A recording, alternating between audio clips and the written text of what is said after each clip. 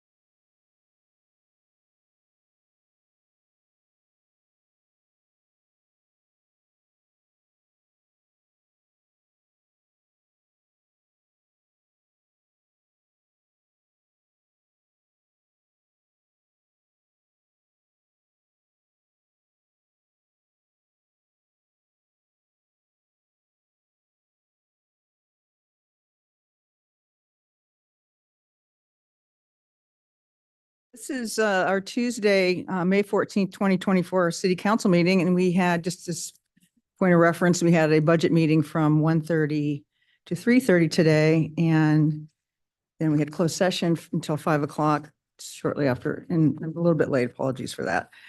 Okay.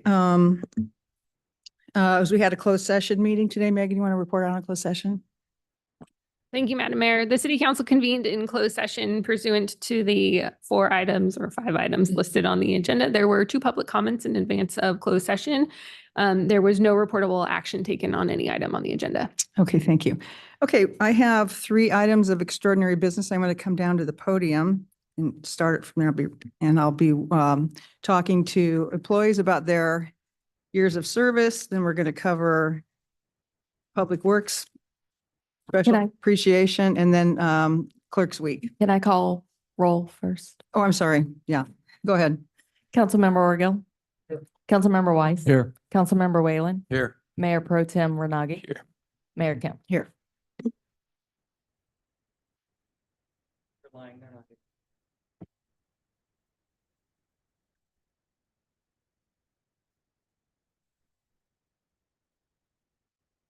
Okay, first up, we're going to be recognizing years of service. And the City of Laguna Beach is proud to recognize and celebrate full-time employees who have reached a milestone year of service in employment with the city during the fiscal quarter of 2024. In accordance with the city's administrative policies, a service award program adopted by the City Council has provided for formal recognition of city employees. There are 26 employees who reached milestone years of service in the first quarter of the calendar year, January 1, 2024 through March 31, 2024.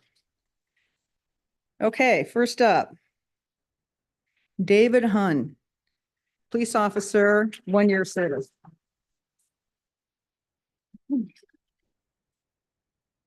Yeah. You can just wait up there. We're gonna take a picture.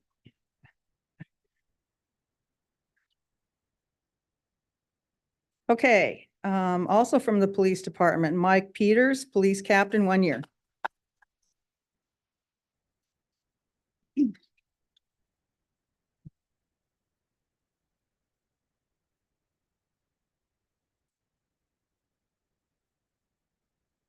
Okay, Michael Chapman, Marine Safety Officer, 1 year.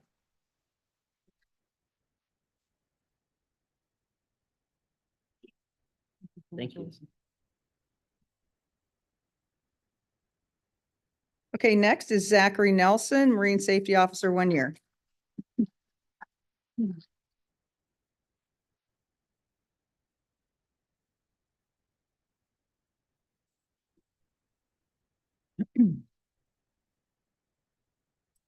Okay, next up is Louis Lacasella, Senior Administrative Analyst, 1 year.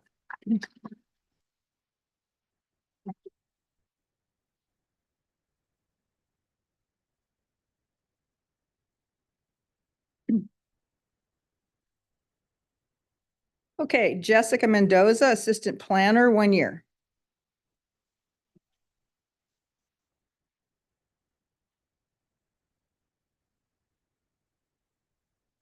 You have a lot of fans. Okay, Richard Gonzalez, Department of Public Works, wastewater, 1 year.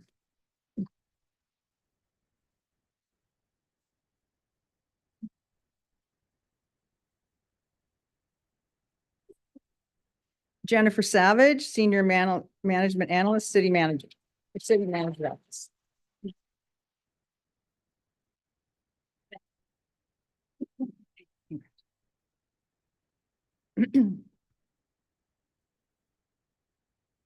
Next up is Christy Giannoni, Principal HR Analyst and HR.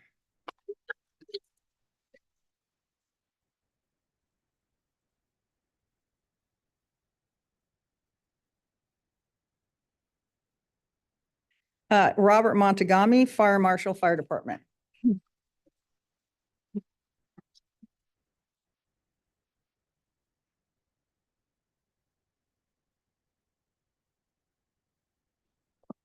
Thank you.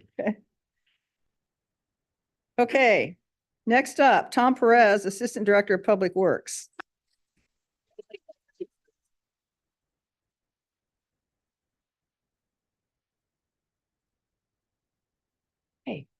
I just saw the plan. Where's your boss, by the way?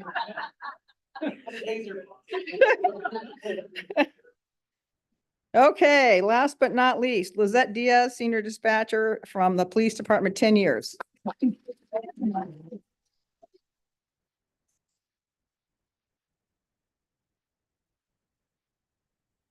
And we're gonna take a picture. You guys, that's way too big. Yeah.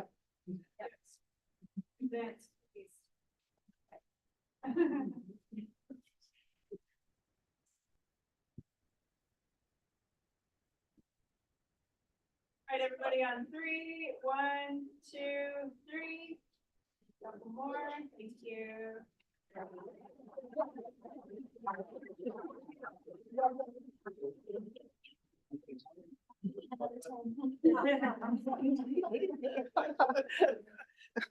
Congratulations.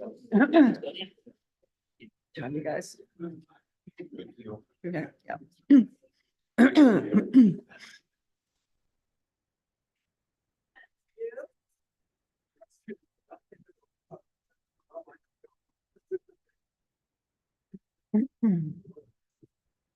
Thanks.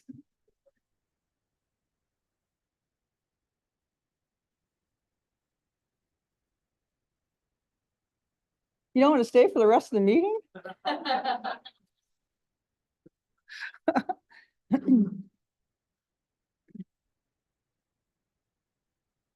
Okay. So it's a big night for Public Works tonight. It's National Public Works Week. We have a proclamation tonight to recognize the hard work, commitment, and contributions Laguna Beach Public Works professionals provide to the community. Tonight, we're joined by Mark McAvoy, Director of Public Works and Utilities. The American Public Works Association has sponsored National Public Works Week since 1960 to honor public work professionals and educate the public on the importance of public works in the community. This year's theme is Advancing Quality of Life for All, which highlights how public works professionals connect the community through infrastructure and service, enhancing the quality of life for the communities we serve. Every public works professional strives to improve the quality of life for the community they serve, leading to healthier, happier communities. Our 70 full-time public works employees help to preserve, maintain, enhance the city's infrastructure and natural resources, and provide services in environmental stewardship for the benefits of Laguna Beach residents, businesses, and visitors. Now I have a proclamation. Public works professionals focus on infrastructure, facilities, emergency management, and services that are of vital importance to sustainability and resilient communities, and to the public health, high quality of life, and well-being to the people of Laguna Beach. The required infrastructure, facilities, and services could not be provided without the dedicated efforts of public works professionals, including our city's engineers, managers, and employees who are responsible for rebuilding, improving, and protecting our nation's transportation, water supply, wastewater collection, and wastewater treatment and solid waste systems, public buildings, and other structures and facilities essential for our citizens. It is in the public's interest for residents of Laguna Beach to gain knowledge and maintain an understanding of the importance of public works projects to the community, and to recognize the work done by the Public Works Department. The year 2024 marks the 64th Annual National Public Works Week, sponsored by the American Public Works Association. Now, therefore, I, Sue Kempf, Mayor of the City of Laguna Beach, do hereby recognize the week of May 19th through May 25th, 2024 as National Public Works Week, his staff of engineers, managers, and employees, and to recognize the substantial contributions they make to protecting our health, safety, and quality of life. Right. With that, here you go. You want to have your staff come up? Yes. Okay, come on up.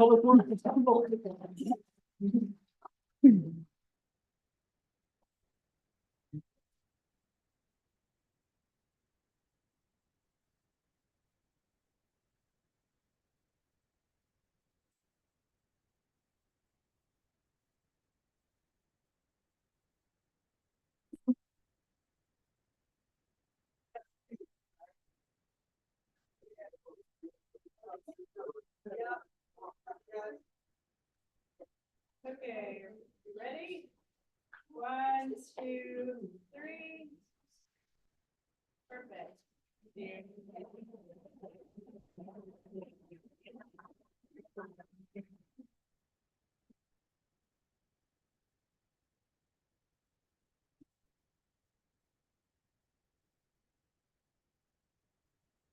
Okay, next we have a proclamation for Professional Municipal Clerks Week, recognizing the essential role of municipal clerks play in local government.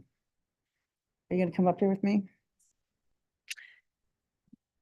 Although it's one of the oldest positions in local government, didn't say people, it just said the position. Few people realize the vital services municipal and deputy clerks perform for their community.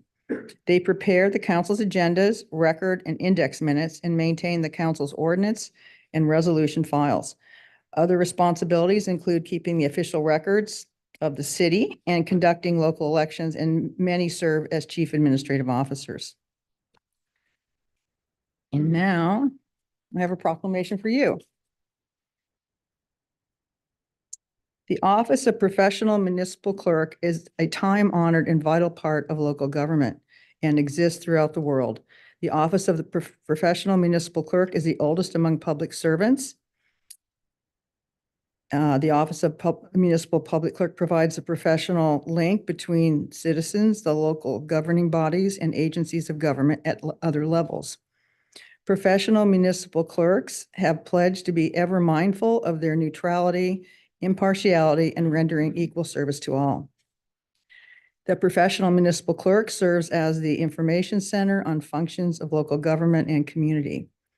Professional municipal clerks continually strive to improve the administration of affairs of the office of the professional municipal clerk through participation in education programs, seminars, workshops, and the annual meetings of their state, provincial, county, and international professional organizations. It is most appropriate that we recognize the accomplishments of the Office of Professional Municipal Clerk. Therefore, I, Sue Kempf, Mayor of the City of Laguna Beach, do hereby recognize the week of May 5th through May 11th as Professional Municipal Clerks Week, and further extend appreciation to our professional municipal clerks, Anne Marie McKay and Cheryl Baldridge, to all professional municipal clerks for the vital services they perform and their exemplary dedication to the communities they represent. Congratulations.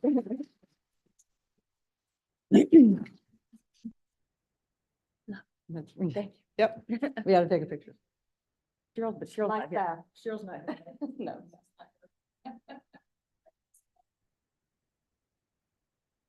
That's real small.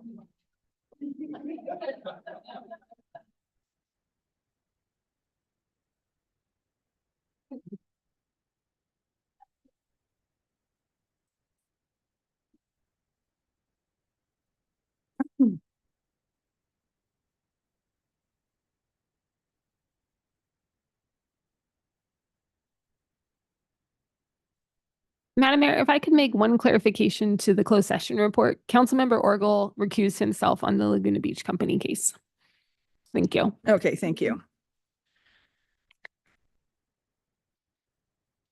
Okay, before I forget, I'm going to remember to announce that Appeal A on our agenda tonight has had a continuance until most likely a date in July as agreed by both parties. Madam Mayor, could we just go ahead and open the public hearing for purposes of Yeah. continuing that item? Yeah, we'll open the public hearing. Anybody want to comment on that item? Just on the continuance? Okay, close the public hearing. Okay. We'll take a motion. Take a motion Yeah. to continue to, I believe, July 23rd. Yeah, so moved. Second. Okay, all in favor? Aye. Thank you. All right.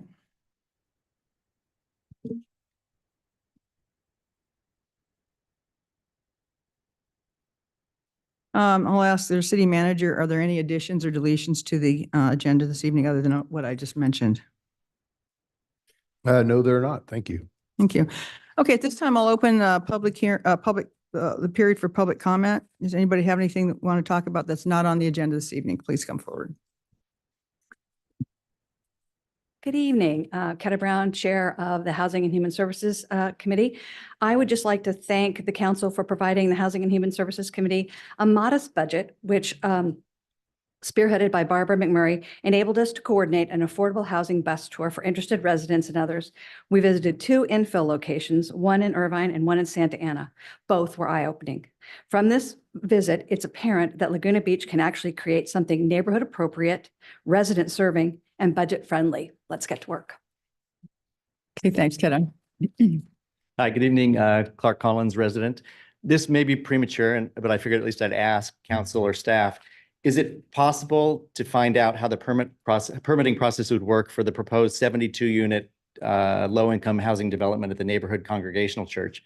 I guess We have it on our agenda later this evening. I think on the agenda is just for a funding letter. It's not that I don't think the development's on the agenda other than the letter, right? Well, it's the topic, though. Okay. What do you say, Megan? I would go ahead and, I think if you're speaking to the development, we could go ahead and hear that comment. Okay, now. go ahead, Clark. All right, Yeah, appreciate Sorry it. about that. Yeah. So just the permitting process for something like that, does it require design review? Does it require staking? Does it require public notice or comment? And then also on the parking side of that, I believe much of that parking was in that lot was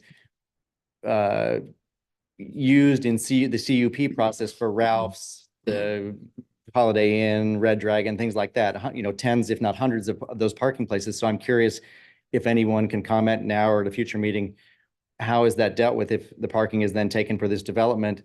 Our neighborhoods are already under a little bit of pressure because of the school and other, the restaurants in the neighborhood. If we give that up, how does that affect those CUPs and where do those, I'm afraid maybe those people end up parking in our neighborhoods. So, Okay. Thanks. Thanks, Clark.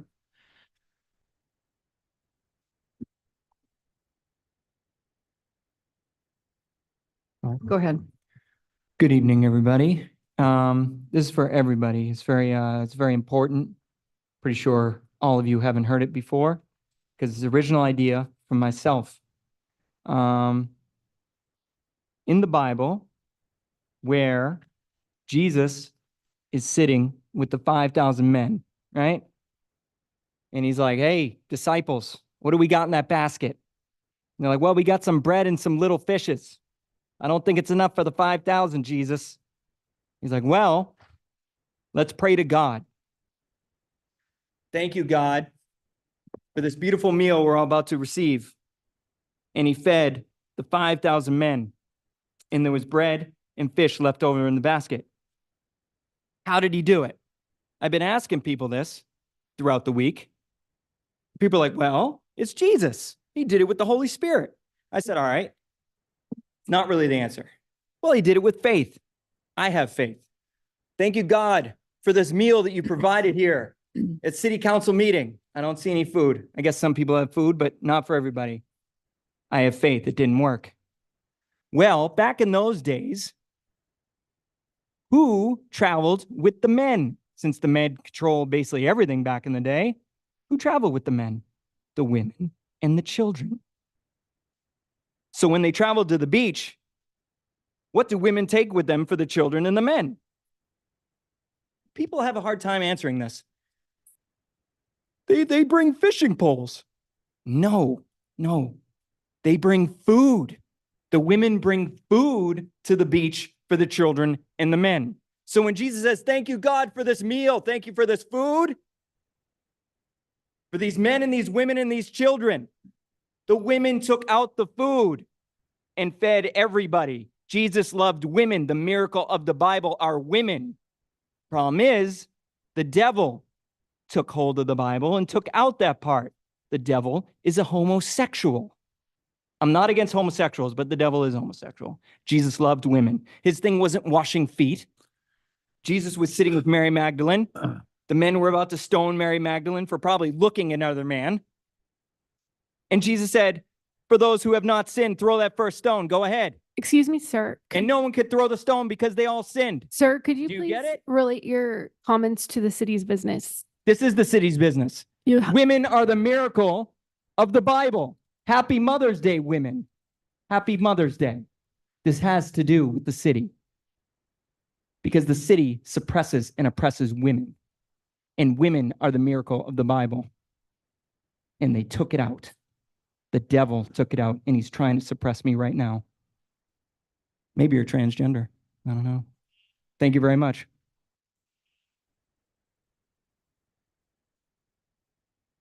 Good evening, everyone. Thank you for your patience in letting everyone speak. Good evening and a special welcome to Dave Kiff, the new city manager. Welcome aboard. My name is Gary Kasich, part of the Sensible Laguna team. I'd like to provide everyone just a brief update on the pool from the school district standpoint, the shared impact of that and what impact that's going to have on the city. Appreciate you noticing it on the budget meeting earlier today, and we'll be with the facilities master plan to, that's probably where the meat of it's going to be dealt with. So we'll be there as well. In short, the district is moving aggressively forward to demolish and rebuild the pool facilities at the high school. Their lack of transparency in progress continues as there's been no substantive updates since the March meeting, but they did at that meeting approve over $2 million of contracts for pre-construction work on the pool. So they are moving as fast as they can. And that work was specifically for a 50-meter pool. A 50-meter pool is the pool that this council rejected 5-0 as not meeting resident needs, so they couldn't go forward in a participation. What does this mean to the city? It means that there will be no pool for anyone soon, and that will be no pool for a year during construction, longer if there's construction delays. It's still unclear if there will be a date for residents after that pool is built, and resident taxes are funding a vanity project that could be accomplished for as easily $10 million less. Reminder, the school is the 25% user of the 25-meter pool that exists today. And their contention is they need to double the size of that pool to accommodate only students.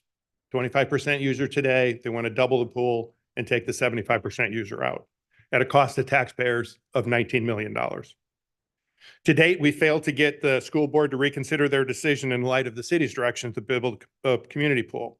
I formally requested that board reconsider their vote on pool size, but fair, I'm tilting at windmills as the board president and superintendent get to decide when that will be a future agenda item. We know clearly that the city's not responsible for the actions of the district school board. That said, we know you're serious about representing the interests of all city residents. We would ask that you, one, continue to prioritize fast track with a sense of urgency a community pool to address this situation, not created by you, but created by the district. Secondly, confirm that there's absolutely no legal course in the JUA that could influence the timing of the district's unilateral decision to shut down the shared pool that was partially funded originally by the city. And three, support the community-led efforts to oppose the proposed pool. The right answer is for the district to wait on a city pool solution, and then there would be no pool outage for anyone with the sharing of each group. It's going to take some non-standard actions to do that, but we trust you're up to the task. We're here to help in any way we can. Thank you. Thanks, Gary.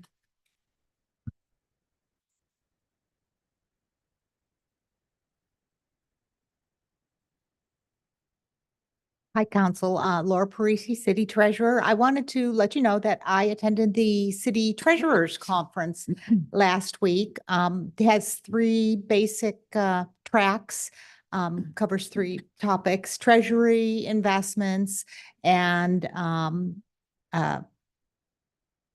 debt service. While I was there, one of the presenters was a fellow named Ben Finkelstein. He wrote the book Politics of Public Funds Investing. I copied the book. On the back cover, the Chief Investment Officer for Meter has endorsed that book, and it talks about how to do comparisons between cities and basically that the comparisons that you looked at when you compared the Laguna Beach yields to other cities are just not comparable because the operations are different. You had the policies are different, that type of thing. And you can see that in there. I just copied one of the pages of the book. I have a complete book at my desk. I also brought with me tonight the advisory services brochure for the investment company. And paragraph 14 in it talks about promoter payments that are done by Meter. And that would be something that we really need to look at in any investment contract, because as some of the competitors of Meter, their assessment of promoter payments was a pay to play, which is not appropriate here in the state of California. So we really want to take a look at that. The final item that I came back from the Treasurers Conference with was that nobody has seen a comparison of the investment yields done by Meter, using a format that's a uniform format that would make it comparable to other investment companies. Finally, I wanted to thank you very much for supporting continuing education for my position.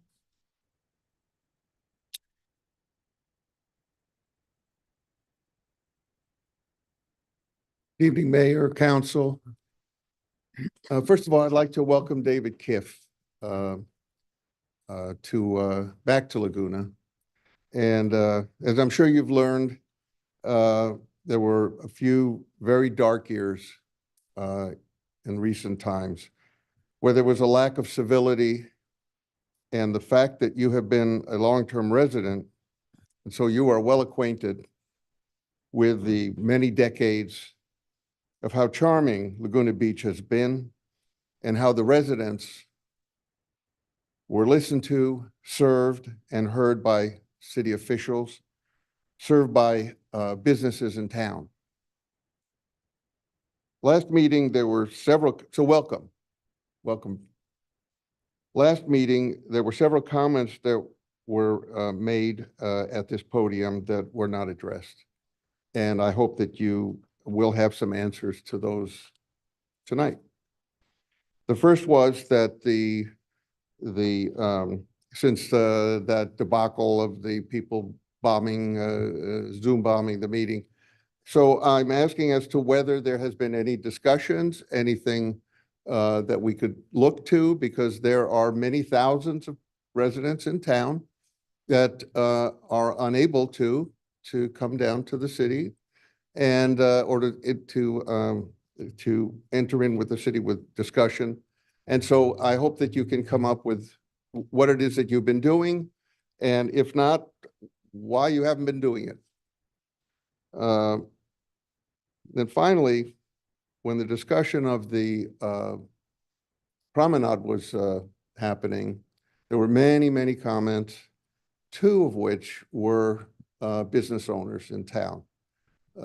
Alice from the shoe seller and Violet with her shop. And they expressed alarm and concern and panic about what is happening with the promenade. And I think you need to listen to all the residents about it, but far from least are the business owners on Lower Forest Avenue. So I was distressed that no one commented on their contribution to tell you how they have deep concerns about it. And so I think we need to address that on the street for the businesses and of course for the residents as well. So thank you very much. Thank you. Anybody else?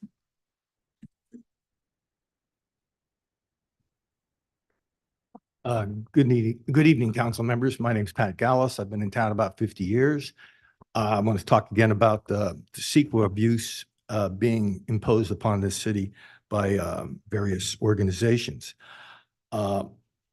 The additional public comment, if they could bring up a slide, here it is. We want to clarify a couple comments made by Councilman Weiss at the last city council meeting. He stated that Village Laguna, in his opinion or his thought, was a 501(c)(3). And as you can see here, this is an advertisement for their Charm House tour. They state that they're a 527, okay, which is a political action committee, okay? And go to the next slide, if you would, please. The second to the last there, this is their legal document here. It also says it's a 527.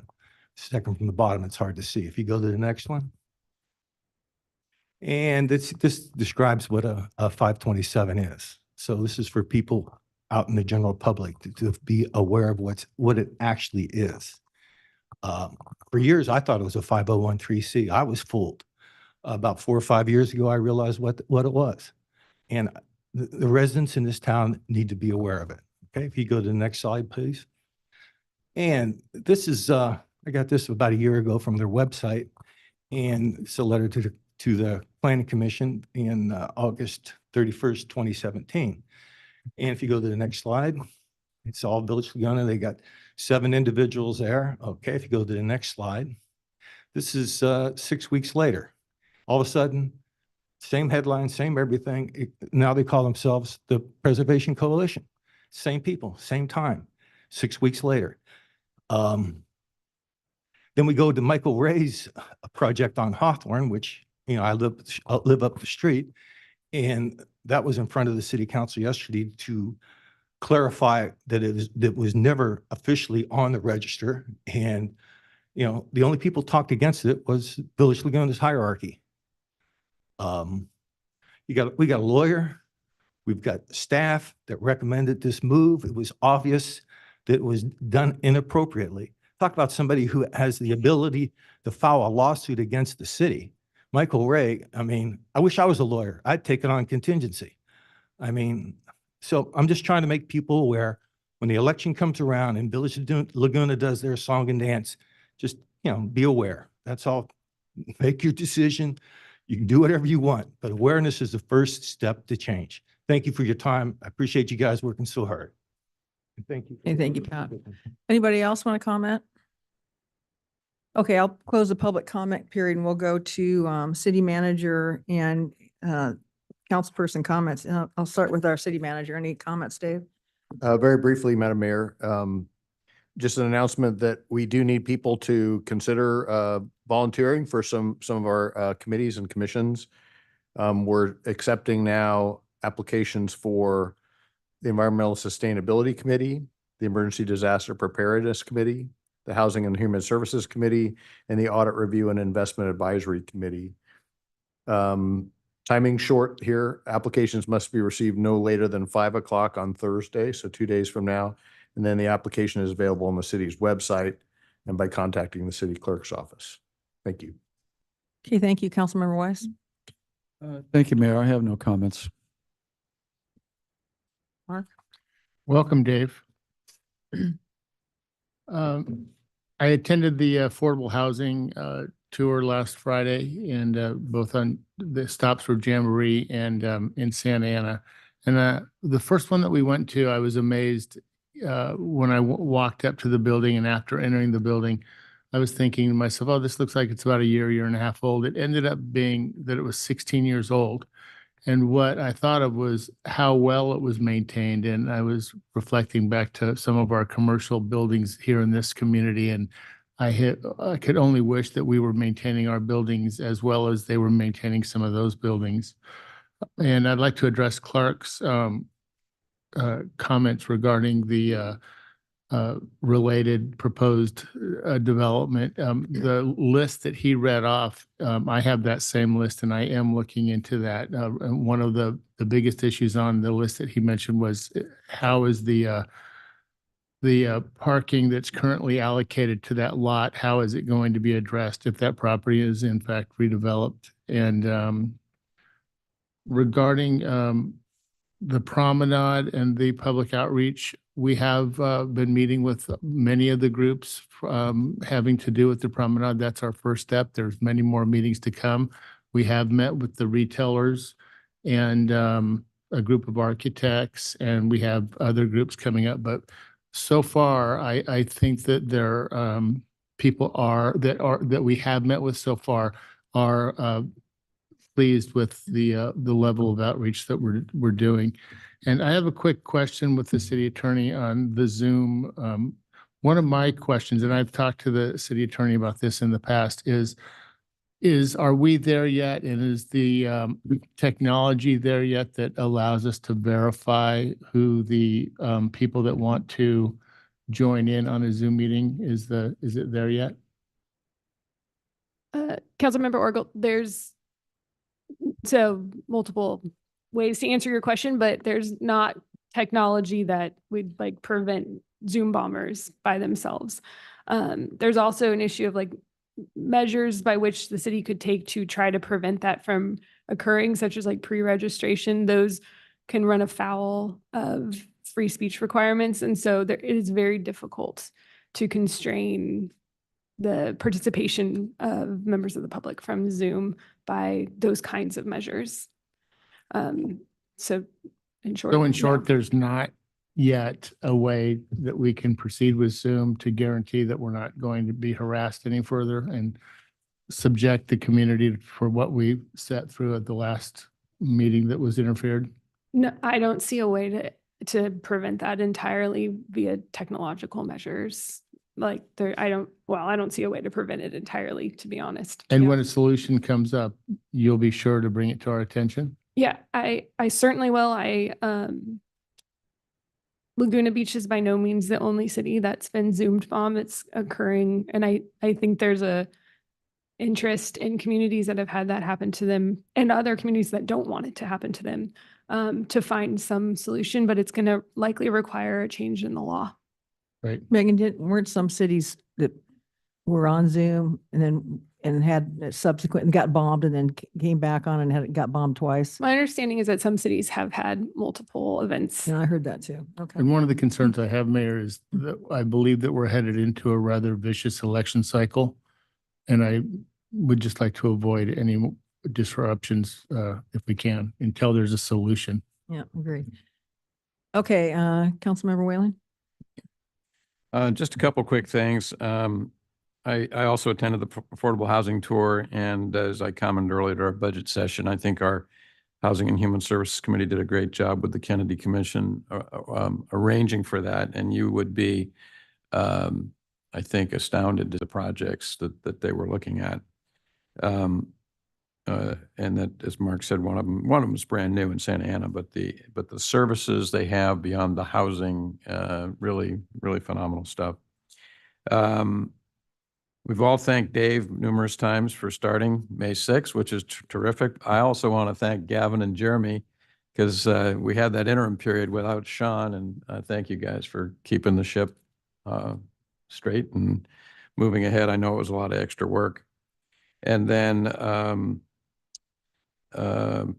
I believe, but I think no, I think we covered that earlier. So I'm good. That's it. Thank you.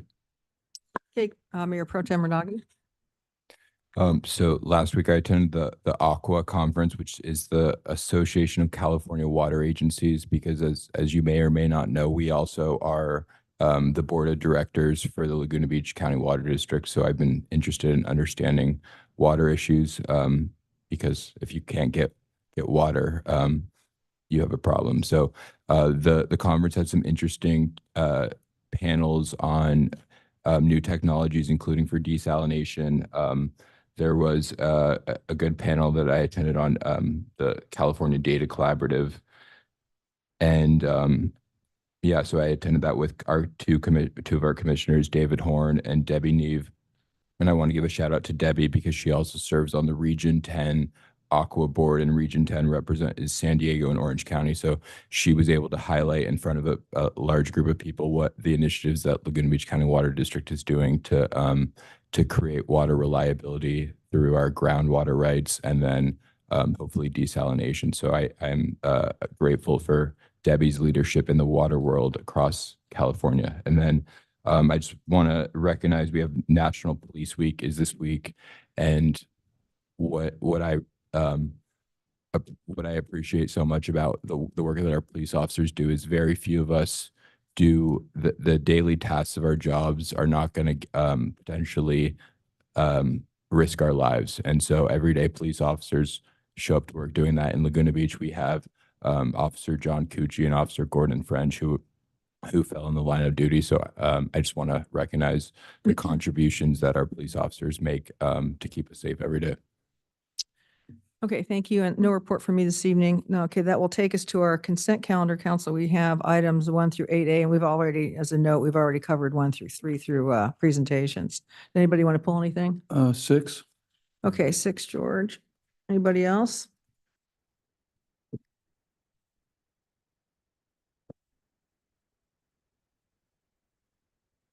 No? Would anybody from the public like to pull any item off our consent calendar? Okay, seeing none. Okay, let's go to item 6, which is, Do you want a motion on the balance first? oh yeah, let me have a motion on the balance, yeah. So I'll move items 1 through 5, 7, 8, and 8A. Second. All in favor? Aye. Aye. Okay, number 6 is agreement to accept 2 electric Rivian R1S vehicles for demo purposes. George? Thank you, Mayor. I just wanted to, first of all, thank Rivian for this donation. Really, it's a lease donation for 3 years. And it'll be perhaps, I think it might be the first vehicles we accepted are electric. Is that correct, Jeremy? That we'll be using in the fleet. So it represents a milestone that way. I hope we have the charging stations in place. But I also wanted to ask, we're spending $40,000 to modify the vehicles, and in 2027, we return them, or what's the alternatives? I just wanted to find out from staff, and thanks, Jeremy, for making this happen. What happens after 3 years? What are the options that we have for those vehicles? They do have a long, long warranty. Thank you, Councilmember Weiss. Simply put, it's up for discussion at the end of the 3 years. The way the contract's written is both parties can discuss that step at that time. Okay, all right. So it's, but we would give them back if we don't, along with the equipment that we put into them. We would retain, the appropriation for 40,000 is essentially all the AV equipment, light bar, scuba sets, medical equipment, that type of stuff. We would retain that. The carpentry equipment or the modifications to store all of that equipment, deinstall all that. they would keep that in their vehicle. But all the AV equipment, the stuff we're appropriating for, the 40,000, which is what I just listed. I know that's expensive to do, and then we have to de-equip it and put it into another vehicle if we choose to go that way. Correct. And per the agreement, Rivian would be assuming the cost for installation and conversion of these vehicles. Okay, thank you. Yeah, I just want to say, I think it's, so Rivian's been a great community partner for us. They allow us to host a lot of events, and a lot of nonprofits go in there and use that facility, and it's really wonderful. And, I know this, the value of these 2 vehicles is almost 200,000. So they're getting us pretty good deal for $40,000. We get to use the vehicles for 3 years. So I want to really thank you, Jeremy, for orchestrating this. So they've been interested in this for quite a while, trying to figure out a way to work with us. So good, very good work. Thanks, Mayor. And I'd like to acknowledge the work of Marine Safety and Public Works. This has been a team effort. I was just wondering if, I found it interesting in the report, sort of the analysis that we're going to go through in the evaluation. I was wondering if Kai Bond could come up and speak to that a little bit as to what you want, how you want to kind of evaluate these over the course of the 3 years, and Good evening, Council. Good evening. Kai Bond, Acting Marine Safety Chief. Yes, we will be evaluating them on a continual basis. We'll be allowing those vehicles to go through each of our divisions so we can get a good understanding of how they're going to work in a marine environment. It's going to be different than the on-road application because we will be with salt, with sand in the beach. So it's a very interesting test case. We'll be able to rotate them through all of our divisions so we have a clear understanding of how this would work for now and in the future. okay. And then I asked Jeremy this question yesterday, but so we're looking at routine to 10 to 12 hour patrols, and we anticipate that the range of the vehicles will exceed that 10 to 12 hour. We do anticipate, as part of the trial program, and we do have contingencies in place if we can't meet that threshold, but we're confident that the range of these vehicles would meet that. Good. Thank you, Kai. Kai, another question. Sure. What's the current lifespan of a vehicle that's down on the beach? It really depends. Within the vehicle replacement cycle, it's approximately 5 years. We've kept some longer, but it's around 5 years as far as that cycle. I just remember seeing a couple of the trucks and they were rusted through, and it didn't seem like they were all that old. Correct. We keep some of our utility vehicles a little bit longer, meaning for maintenance and other operations. But yes, you are correct. Some of them, because of the environment, take on more Right. than your typical vehicle that you're going to drive on the road. Yeah, so it'll be interesting to see how these hold up. Thank you. Thank you. Thank you, Kai. Okay, I'll open the public hearing on this item. Anybody want to speak on this item? Okay, seeing none, I'll close the public hearing. Can we get a motion, council? Move the recommend action. Second. All in favor? Aye. Aye. Okay, thank you. Okay, that takes us to our regular agenda. Start with number 9, which is public hearing for annual weed abatement program. Council, do you want a staff report on this? We have some people who have to abstain on this as well, so let me just go through this. Yeah. Does anybody, council, do you want a staff report or should we just move through this? No? Okay. All right, so just kind of the process here. On item number 4, Mark has to abstain. Item number 5, Councilmember I Weiss has to abstain. Isn't that just if there's an objection? No, because they're in the noticing area, aren't they? Because for, it says, can you clarify, Megan? I mean, So I understand it to mean that if there was an objection on 2, that would have, if there was an objection that could have created conflicts, but that for 4, 5, 6, and 7, that each of you are within the noticing area. And so you actually do have a conflict. So we need to go through like a segregated vote process. mhm. And so we'll just take them one at a time. Okay, let me first open the public hearing on this one. Anybody want to comment on weed abatement? No? Okay, I'll close the public hearing. Okay. So who wants to make motion here? So I'll move recommended action number 3. Okay, is there a second? Okay. All in favor? Aye. Aye. Okay. So I'll move recommended action 4. But actually, so I have this, to, we will, number 4, actually, Councilmember Orgel needs to state his recusal for the record and leave the dais. And then we can take a vote. Okay. Using on 2 as well, correct? There was no need to overrule any protests. So we're just going on to I'll 4. abstain from number 4. On the basis that your residence is Do within. we have to leave the dais? Yeah. Yeah, you got On the to. basis that my residence is within the noticing area.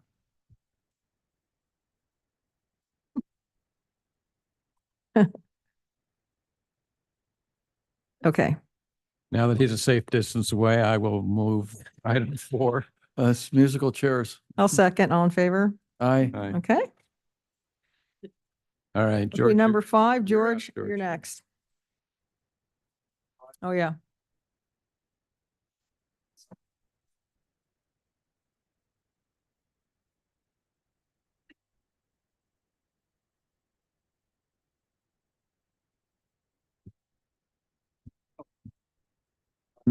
Stating for the record that I have a conflict because I live in this area of the APN. So I'll recuse myself. Okay.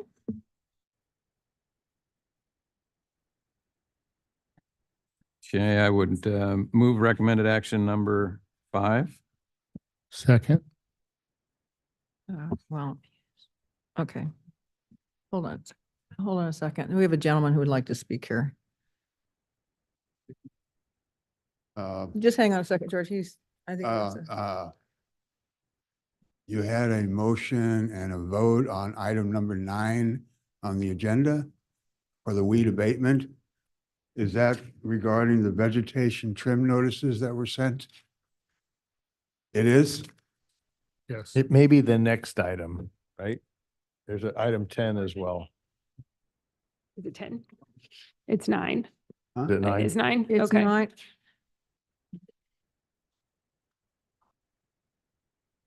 Regarding this?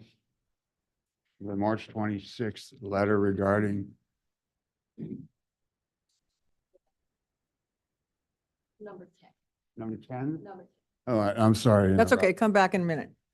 Okay. Okay, we're back to 5. George.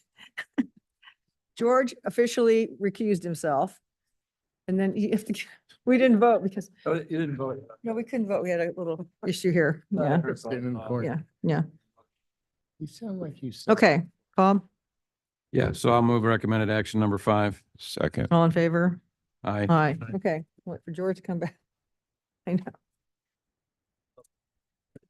Okay. An exercise.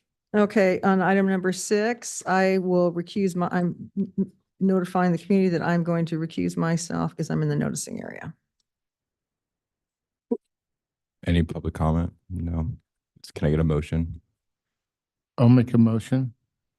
I'll second action 6. Action 6. All in favor? Aye. Aye.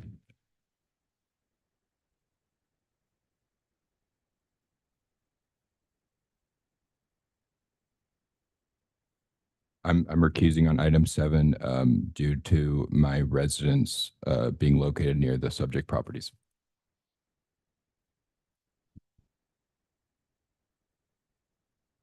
Okay, I will move recommended item number 7. All in favor? Aye. Aye.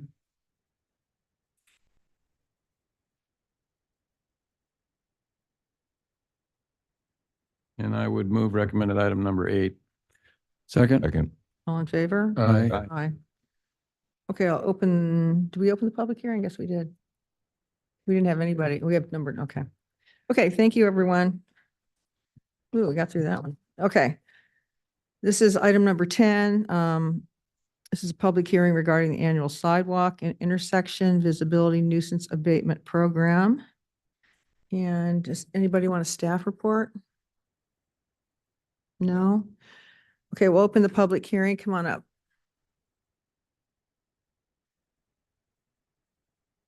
Good afternoon, Council, Mayor. This is regarding the vegetation trim notice, March 26th. And Public Works, actually, there's a list of addresses that need to be taken care of. Well, I was taken off the list after I phoned Public Works. They took me off the list. And they're going to then follow up with Public Works to determine what the next steps are going to be. Whose responsibility is it to do the work that I was put on the list to do? And who's going to do that? Is it a public or a private issue? Because we're talking about an overflow drain that has been maintained primarily by my wife and I, as far as picking up. It's all in my email. I'm assuming everybody's read my email, and I apologize for that. I don't have a computer, so I had to do an email kind of thing. But so I've already provided some historical perspective on that. But it was this evening, this gentleman here actually approached me and said that they're going to be working on this because as of yesterday afternoon, I hadn't heard back from one gentleman in Public Works that I've been talking to has told me that the issue of the drain, whether it was even public or private, is still to be processed. So at this point, I don't even know whether it's a public or a private overflow storm drain. And number two, the other infrastructure that's involved in that same area, which is about 150 square feet, involves utility poles, a telephone pole, not private lines for us, but for the entire area. And whose responsibility is it for that maintenance? So it's fine that I'm off the list, but who's going to execute what needs to be done? And that's my concern. Like I say, we spent 40 years trying to do what we could do for maintaining that area, but I think it's time we figure it out who's supposed to do what. I don't want to abrogate my responsibilities at all, but I need some clarification. Just some questions answered. Thank you very much. You're welcome. So we forwarded your request over to Public Works and to the city manager. So we'll work on, we have their attention. We promise to follow up with you, and thank you for taking good care of it this long. Thank you very much. Appreciate it. Appreciate it, Mayor. Sure. Okay, anybody else want to comment on this item? After 40 years in South Laguna, which we hope that we have the same honor as the main part of Laguna in terms of the conservation of the identity. I'm real concerned that the allowing of having the storm drain of this new renovation took them 5.5 years behind our 400 square foot cottage, means that that is going to spill into creating more wheat combined with about now 15 trash cans that sometimes they spill over, and then the people who walk the dogs at the corner of Sunset and 8th Street, and our place is 8th Street and Hedge Lane, means that people throw dog poops, which create a lot of vegetations. It became a very horrific situation. We cannot even rent our place out for 2 years now because people cannot tolerate trash trucks that come, and it's noisy, it's natural.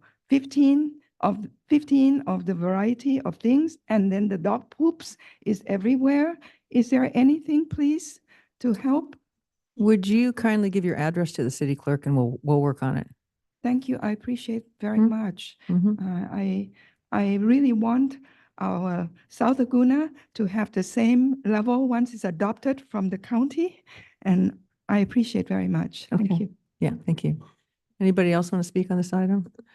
Okay, I'll close the public hearing. Council, can I have a motion on this item? I had just one question though.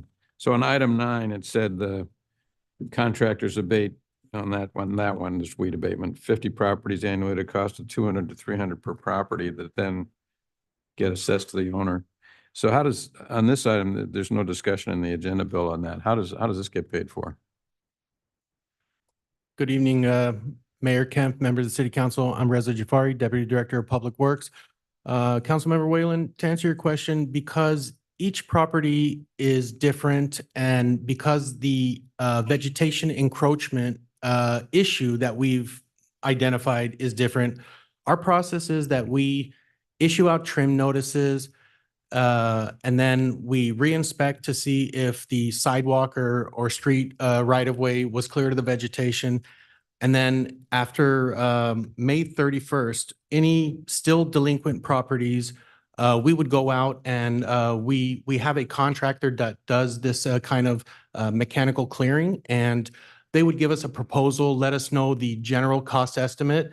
And then if the properties are still delinquent, we would then perform the abatement and put the cost on the tax rolls. I also want to point out that at the time of writing this report, there were only 24 delinquent properties. And as of the end of last week, there's only 6 properties that still need abating. So pretty much 210 out of the 215 properties have abated their vegetation. That's great. Thank you. So they both get basically done the same way. They go on the property tax bill if they don't, if the city has to perform the work. That's correct. Thank you. Thank you, Reza. Anything further, council? I'll move the recommended action. I'll second. All in favor? Aye. Aye. Okay, it's unanimous. Okay, next item is number 11, first reading of ordinance updating the city's campaign contribution regulations. Anne Marie, do you have anything that you want to present this evening? And we've heard this before, actually. This is basically just making it official what was requested at the last meeting, which is that it'll be automatic according to the CPI for those adjustments to be made. And then throughout the report, it just, the city attorney's office updated it so that it complies with the law as it is now, so. Okay. Any questions for Anne Marie?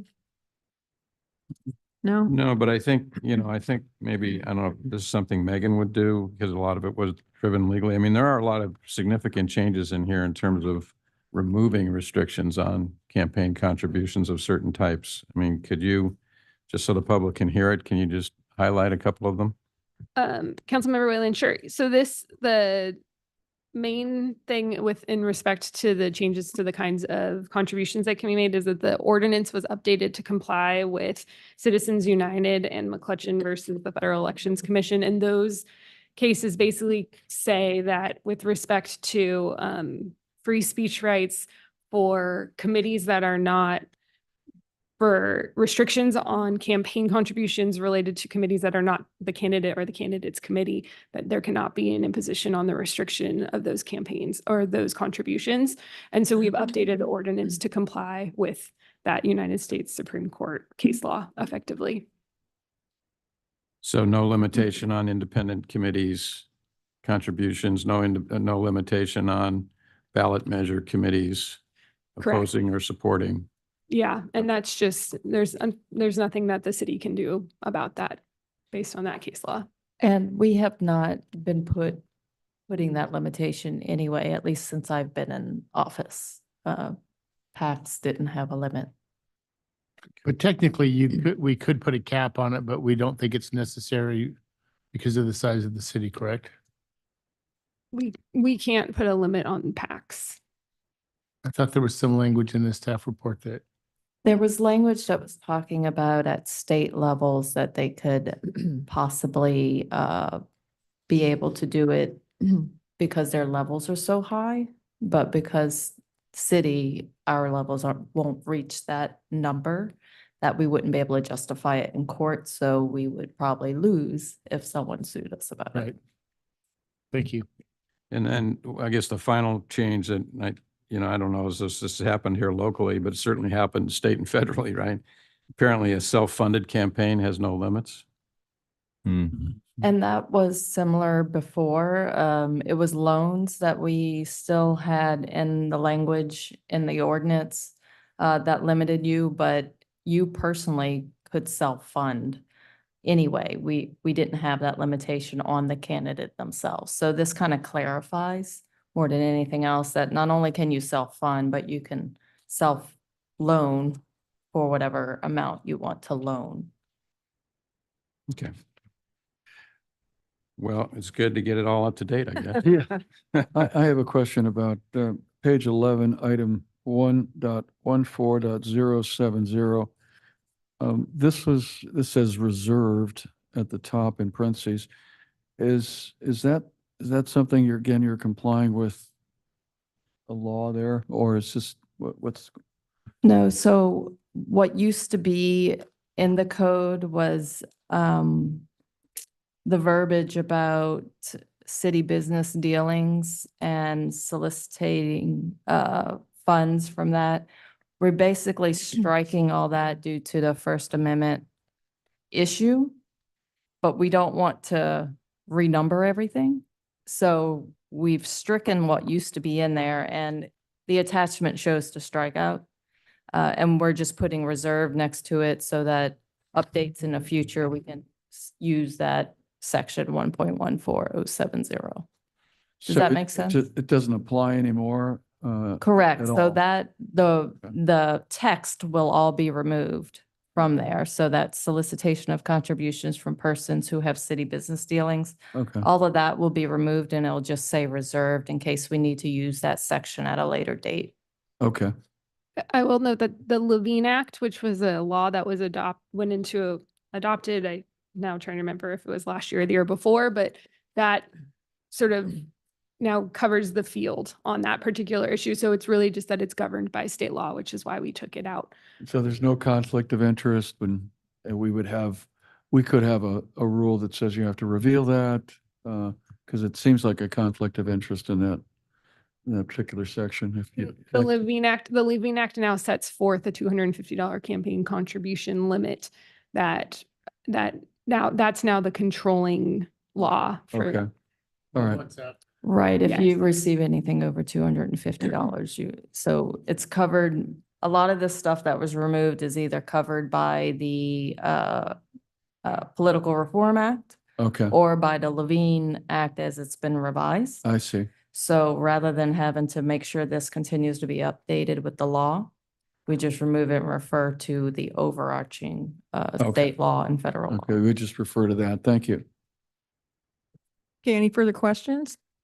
Okay, open public hearing. Anybody want to talk about campaign contribution limits? No? Okay, I'll close the public hearing. Any further comment, council? I'll move to recommended action. Or do we have to? Second. Don't we need her to read the title of the ordinance? Yeah, Yeah, yeah. Oh, we got to read, yeah, okay, sorry. I think Anne Marie's looking for the title right now. I didn't know you were coming in. An ordinance of the City Council of the City of Laguna Beach, California, amending Chapter 1.14 of Title I, General Provisions of the Laguna Beach Municipal Code to update the city's campaign contribution regulations.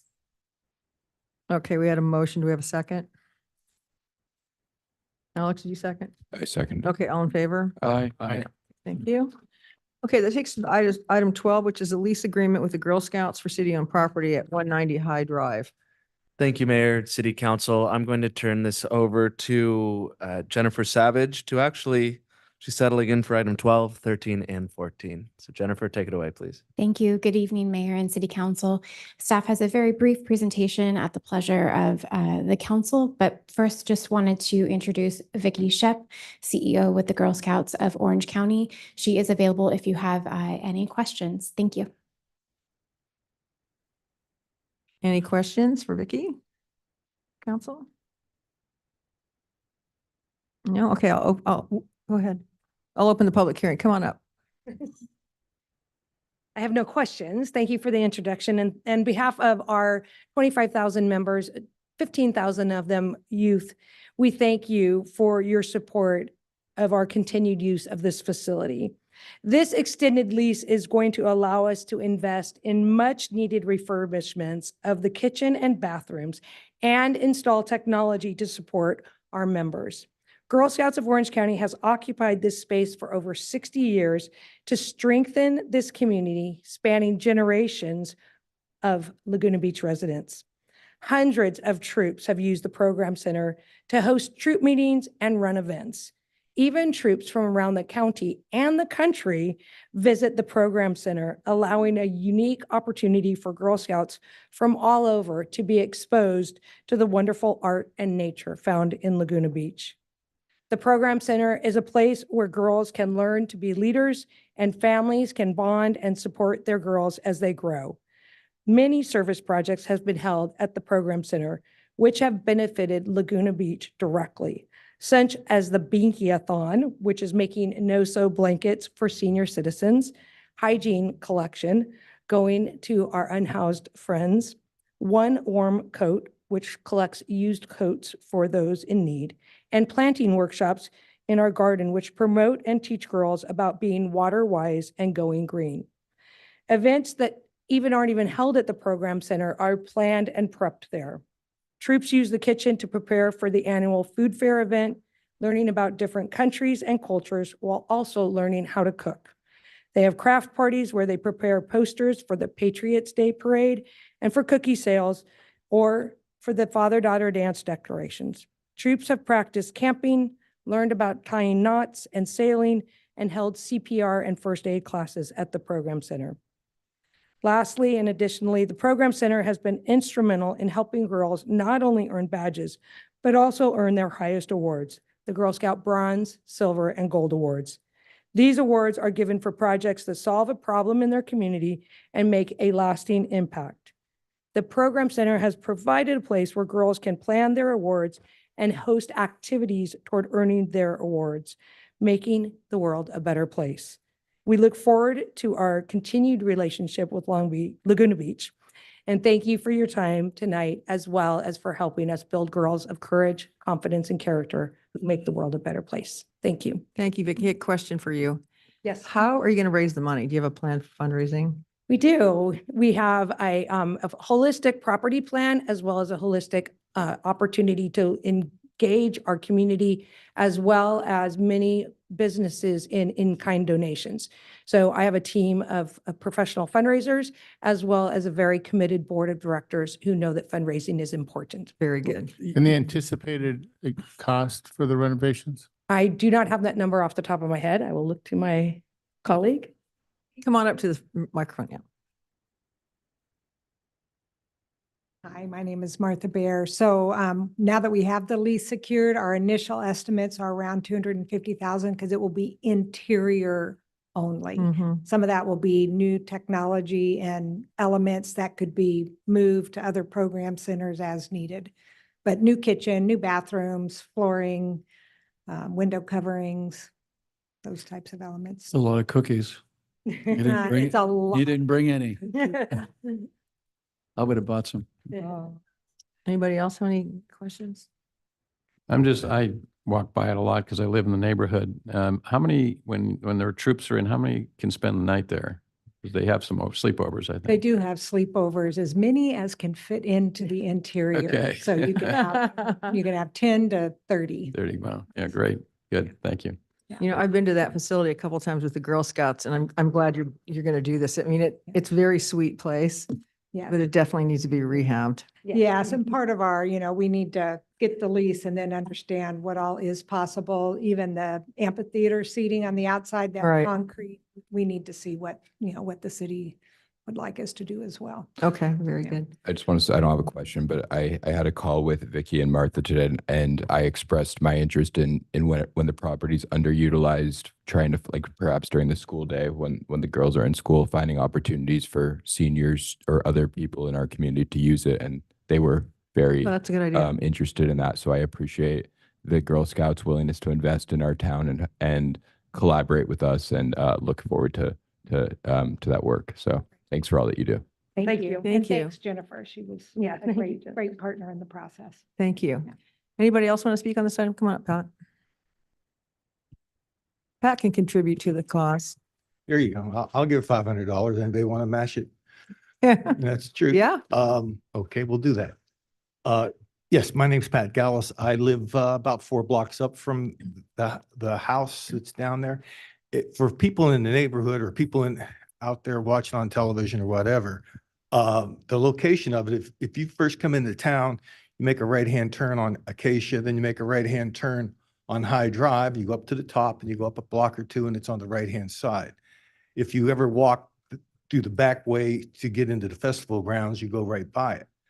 And I go by it all the time, and I always thought, boy, it really needs some upkeep and some work done on the exterior and the landscaping. I know the interior is shot also.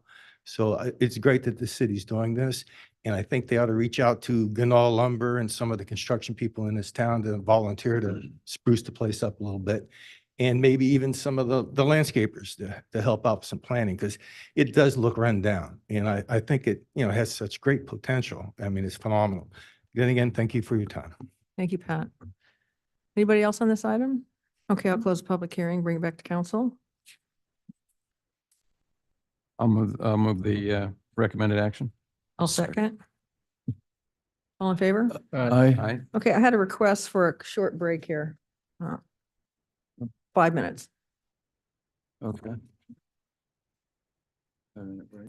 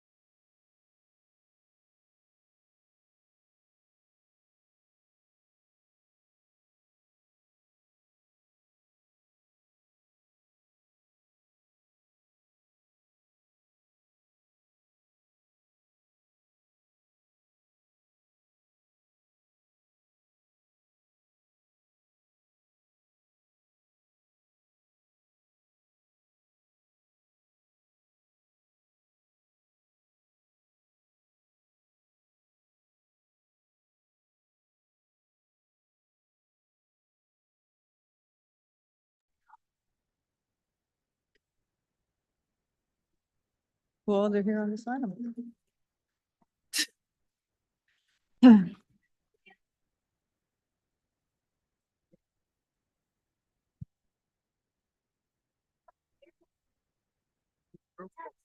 Well, Were you a Girl Scout?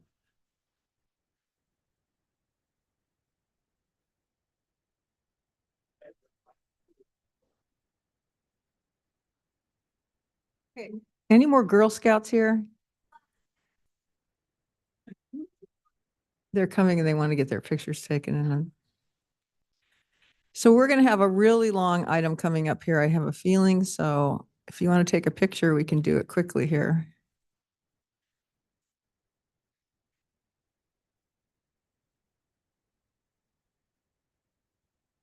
Are there any more Girl Scouts out there, you guys?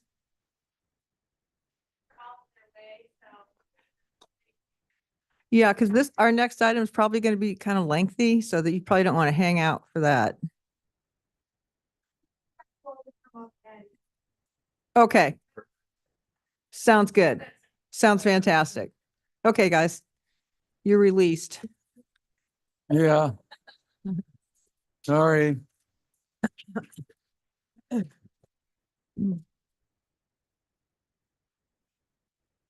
So cute.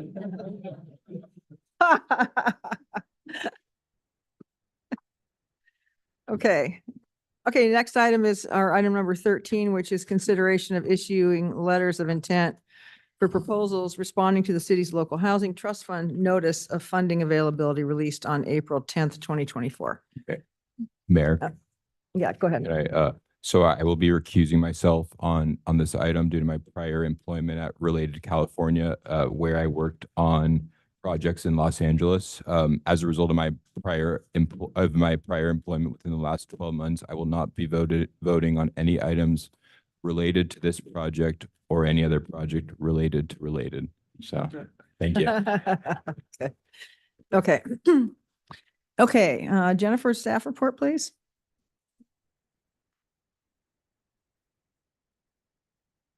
I would be remiss before I recognize that this is continuation of the work that of Human and Housing Services Committee. They have been very hardworking in terms of encouraging and facilitating affordable housing and funding for the same. So thank you to the work of the Housing and Human Services Committee. This comes from previous actions this year where City Council authorized staff to issue a notice of funding availability as part of their efforts relating to a Laguna Beach local housing trust fund. And the following day on April 10th, the city did issue a NOFA. The deadline was on May 7th.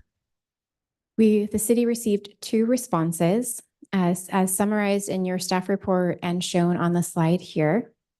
The first response requested $3 million, consisting of a residential project, 24 units, studios, and 1 bedrooms, targeting the very low and low income households, specifically targeting the senior population.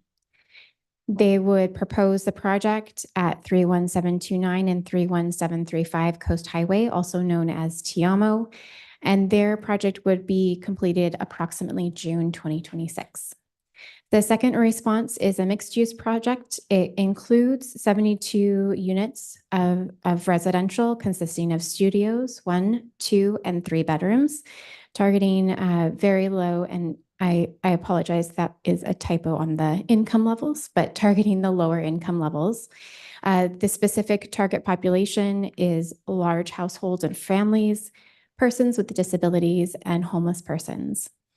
The location in the proposal identifies 340 St. Anne's, and the project would be completed approximately May 2028. I should note that with each of these proposals, no specific project application has been submitted at this time. Each of these projects would have to go through their respective entitlement processes, building permit processes, and CEQA as well. These responses before you this evening or on the slide this evening represent what was submitted in the proposals and included in your staff report.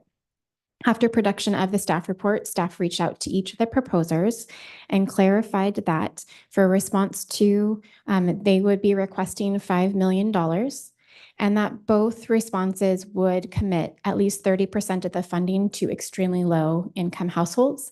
This is a requirement of the Local Housing Trust Fund grant funds available from the state. The staff is requesting this evening or recommending this evening that City Council issue letters of intent to both responses. This letter of intent is a preliminary funding commitment, and we wanted to highlight what it is not. This is contingent on the city receiving funds from the Housing and Community Development Department from the state's matching grant fund program. It does not guarantee that the projects will proceed, nor does it commit the city to any approvals, entitlements, or agreements. We would come back to City Council for further commitments and formal agreements at a later stage. Again, staff is recommending that the City Council authorize the city manager to issue letters of intent to both proposals. And the recommendation on the slide before you has slight modifications from what's included in your staff report, in so much that we now know the amount from related California Proposal 2. And just a quick note, also identified in the staff report, that our letters would clarify that commitment to extremely low households. This concludes staff presentation. We are available for any questions, and there are representatives from each proposals. Okay, thank you, Jennifer. Questions for Jennifer? So my question, and I asked this yesterday as well, was, with respect to the proposal for Tiamo, during the Surplus Land Act process, we had proposals in that neither of which we, after negotiating, determined were appropriate for the city, and then HCD authorized us to sell the property. And then council came back and gave direction to proceed. So I'm just wondering why we would be looking again at that property for a proposal that we've already said we didn't think was something we wanted to proceed with at that location. Thank you. That's a great question. So there's two components to the proposal this evening that are different than the conclusion that the City Council made in terms of under the Surplus Land Act, the proposal's not meeting the price or terms. So the proposal before you this evening, one is just a funding commitment, pre-commitment for funding. It does not guarantee any project approvals. It does not obligate the city to approve the project, nor obligates the city to sell the property. Just a funding commitment. The second thing to note is that we, in our efforts to support any and all affordable housing projects, would be able to issue these letters of pre-commitment. And should the project not go forward, it is just that pre-commitment. Again, you're not obligated to move forward with the sale of the property. But the commitment is specific to the property listed. Correct. And it would prevent us from, let's say, selling the property as well, if we're reaching an agreement to maybe, provide funding for it.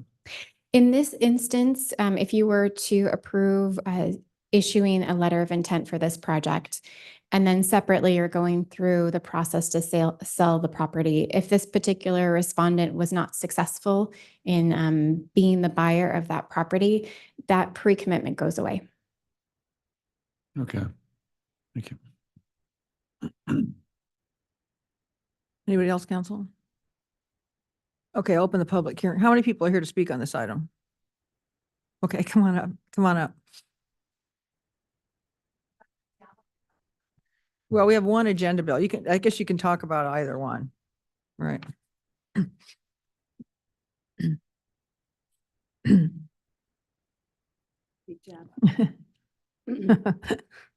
This is specific to neighborhood congregational.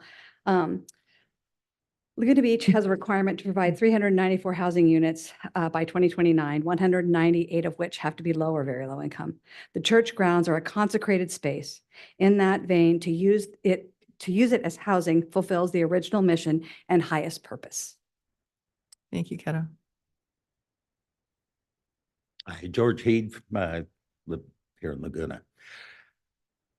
I think every one of us recognizes every day the need for housing, but perhaps not fully. We have a lot of seniors that are living here in town who are losing their homes to change of ownership and can no longer afford to stay where they are. We have young people growing up in Laguna who cannot afford to live here. We have people that we depend on every day, people that work in the local stores, people that service in the restaurant, people that work in our homes and can't afford to live in Laguna, and even probably some city employees that are not able to live here. Getting low-cost housing is an absolute necessity. There's nothing else to it. And with this project, and I'm talking specifically the one over on at the NCC, the partnership between the private sector, the city, and the state and the county will put that together at a very, very low cost, and it will also extend for at least 55 years having low-cost housing in Laguna, which is an absolute necessity. I appreciate your listening to me, and I look forward to being back here when we're not voting on a sensible idea, but going ahead with it. Thank you. Thank you, George. Hi, Cody Engel, Housing Human Services Committee. First, on a procedural issue, your approval of this, of entering into these letters of intent are very important in giving us the highest possible score on the grant application. It's more than 3 times the value of the grant, so it's just imperative. And as Jennifer said, there's no obligation. What is much more exciting, and again, on the St. Anne property, first, the leadership of the Neighborhood Congregational Church in being willing to contribute the property for this project. And hopefully other religious organizations within the community will begin to understand that leadership, because this is an amazing contribution to making this property possible, this development possible. The developers are here, and I encourage you to invite them to tell you a little bit more about the property. I actually don't know much about it myself. And, you know, there's the bugaboo of affordable housing. I don't want that near me, you know. And we just did the affordable housing tour, and what was interesting, the one in Irvine was the first property in that location, and it was so attractive and so successful. Other properties developed. Now that's not going to happen here, but this housing will be for people who live here, for our workers, our teachers, people who went to high school here 50 years ago and are being pressed out because of high rents. So it's our first step in meeting our housing element obligation, and it's a must thing we just got to do, guys. Thank you. Thanks, Cody.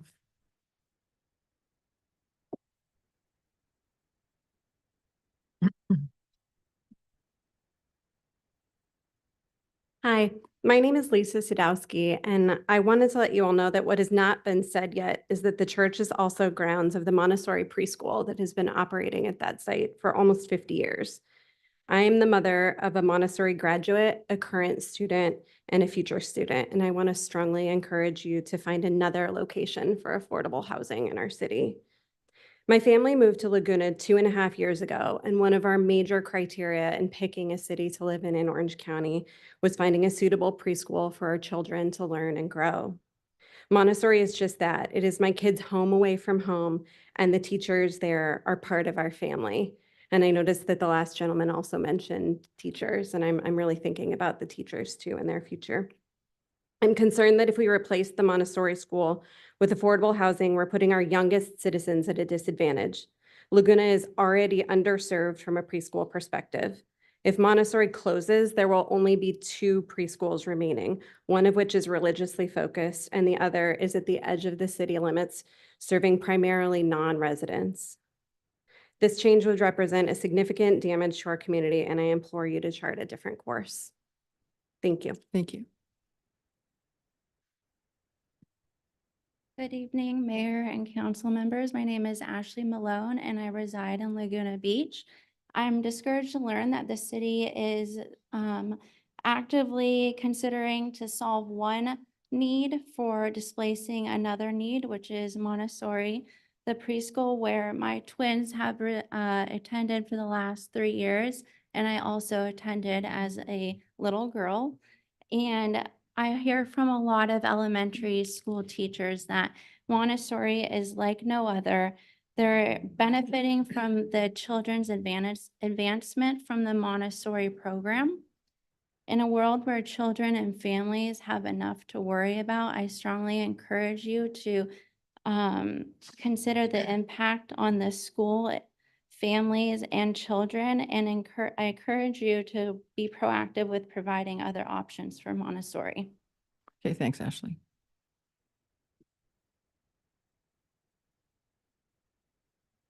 Mayor, Council, good to be with you tonight. Thanks for all you do.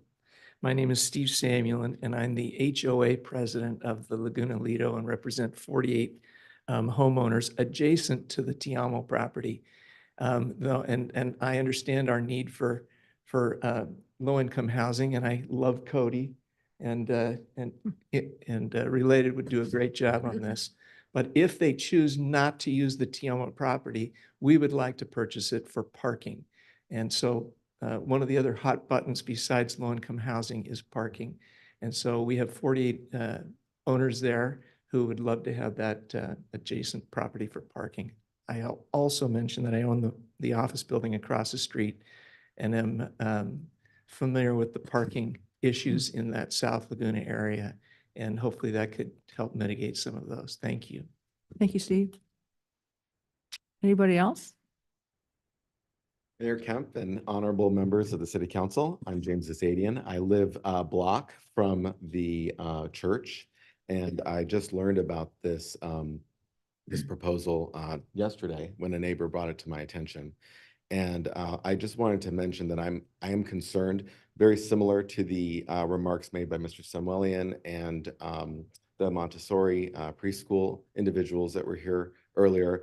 I do think that it does present a number of concerns that particular location. While I believe that it is important to have low-income housing, I can't help but think that there are areas, particularly throughout the canyon, as I drive through every day, where I know those owners, where they're desperate to sell those properties and find permitted uses for those properties, including low-income housing, that they're just sitting abandoned and they're just blight on the community.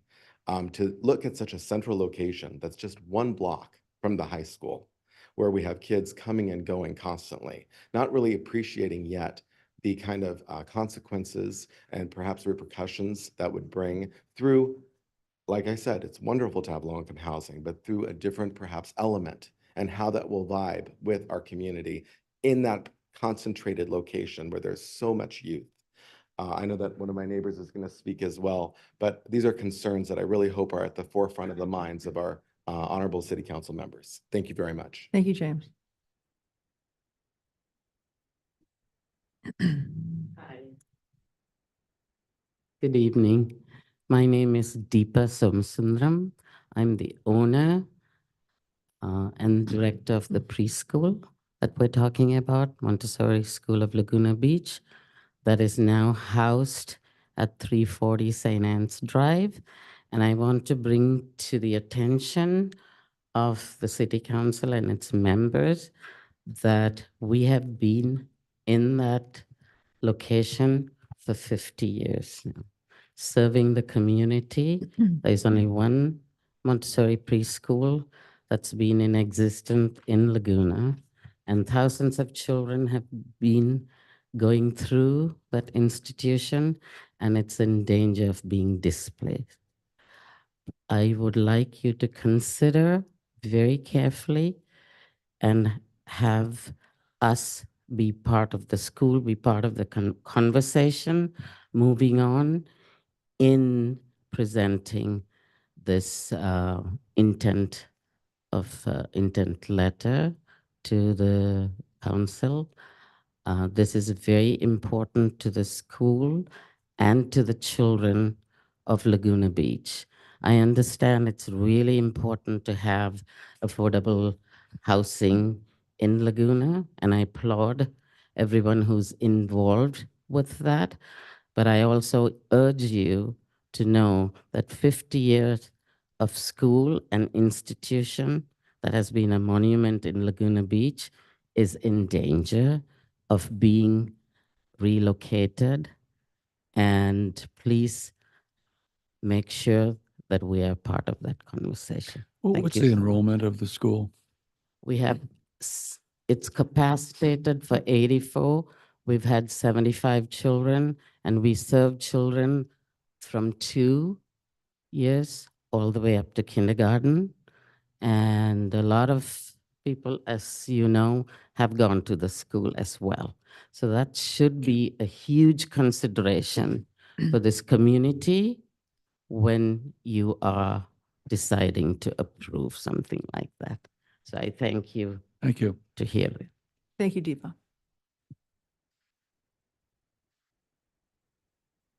Hello, my name is Sharon Fitzsimons, and my property is contiguous to the parking lot at the Congregational Church. I have had in my career extensive experience with housing and urban development. And I have never been in a situation where there wasn't consideration given to all the impacts that exist with that kind of development.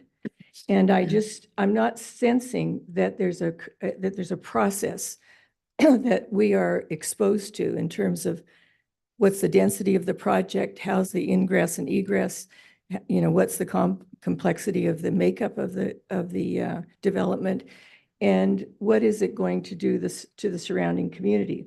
I'm one of the first people in the world that will give a hands up for low-cost housing, affordable housing. I have family members who have disabilities, and I know how hard it is to be able to get affordable housing when they're not in a position to afford it themselves and they need help. So I'm completely in favor of the city of Laguna Beach doing something for affordable housing, and I'm in fact trying to do something myself about it. But I do feel it's necessary for the community to actually appreciate what is being done. I've heard a number of people talk about going on the affordable housing tour. I know that Irvine does do a splendid job with a lot of their projects, and we know nothing whatsoever about, maybe it's too early of a stage to be able to know this, but I just want to ensure that we as a community, especially the community surrounding the project, have enough understanding of what's going on with it, what the design's going to be, how we can mitigate any of the adverse effects that could potentially come from it. So that's kind of where I'm at. Years Okay. ago, I worked with the Department of Housing and Urban Development in the New Communities Administration to get housing for Soul City in North Carolina. And that was a pretty complex development, and the government was willing to give $50 million to developers in order to put that together. So I'm totally for it. I just hope that we can be involved in that process and do it in a way that is not dissimilar to the way they do it with the other developers. Okay. Thank you, Sharon. Anybody else? Hello, everyone. My name is Gordon McGregor. I actually live right next door, of which my property has two sides, both the parking lot and the actual church. And like my neighbor who just spoke, feel incredibly in favor of finding a solution for housing. I've been fighting this most of my professional life. And it isn't that it's the location, it is, as she asked, the consideration of the neighborhood. And again, for all of us who are just learning about this, it's a matter of the development phase and in which part of the development phase we will be included as how that will be considered for our livelihood and our lives. Literally, I live right adjacent in the nook of it. I'm at 370 and this is 340 that we're talking about. So it's just a matter of how are we being considered and what are we being considered and how is this a part of a partnership within the neighborhood, because it does impact, as you would expect, both the neighborhood and the community. And it's just requesting more involvement and more of consideration for all of us in this process. Thank you. Thank you, Gordon. Anybody else want to speak on this item? Hi, my name is Lisa Barrett. I'm actually right behind the church. So there's a few of us, obviously. I think there's maybe 4 homes that will be directly impacted with 72 units. I can imagine they can keep it at one level. To make that happen, it's going to have to go up. And I think, I guess the question is, are you able to block ocean views when you do a project of such? And how much involvement do we have with that? I totally support low-income housing. My brother's handicapped, so I totally get that. I've adopted 2 kids. I understand that. I am all about that. But at what extent do we do it to drop income, actually to drop the levels of, property values in that neighborhood? So at what point do we say that's okay for these people that have these beautiful ocean views that, hey, this should trump this, even though we've worked 40 years, as a single mom to be able to live here in Laguna Beach. So, I mean, what are we doing about that? I feel like, my brother lives in low income housing, but they find places that it doesn't impact the neighborhood. And we're picking a location, or we're proposing a location that I've lived in Laguna for 35 years now. Glen Eyrie is probably one of the most impacted streets as far as traffic. I mean, it has been a huge issue. You can't even drive around there at certain times of the day. So obviously we all want to be in the loop, and we want to, have the consideration of us living there and what we pay to be able to live there and enjoy what we have so far in Laguna Beach. I appreciate your time. Thanks, Lisa. Anybody else? Okay. Hi, good evening. My name is Corlin Buxton. I live right across the street, so I fully agree with everything I've heard, and I'm all in favor of low-income housing as well, but I'm literally at 355 St. Anne's, directly across from the church. Bought the place 5 years ago, love it, but we've had all sorts of issues with homelessness, people out front, late at night. I have a daughter who's 15 years old. I can't tell you how many times we've had to call the police for issues like this, so I just want to make sure that the council is considering safety, not just parking. Parking is a huge issue, and people have already talked about that. And safety, that's a major issue. I think that we're not really thinking all of it through. And I think, as everyone said, I want to be part of that process. And this is the first I've heard about it as well. And I'm a concerned citizen, and I'm a proud taxpayer for Laguna. So that's all I have to share. Thank you, Corlin. Okay, anybody else? Okay, come on up. Yeah.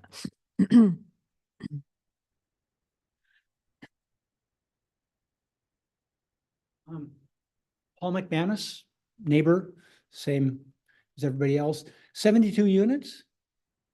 That's what it is? That's what I've heard. 72? 74. 74, okay. Is there a rendering of this anywhere? How many stories is it?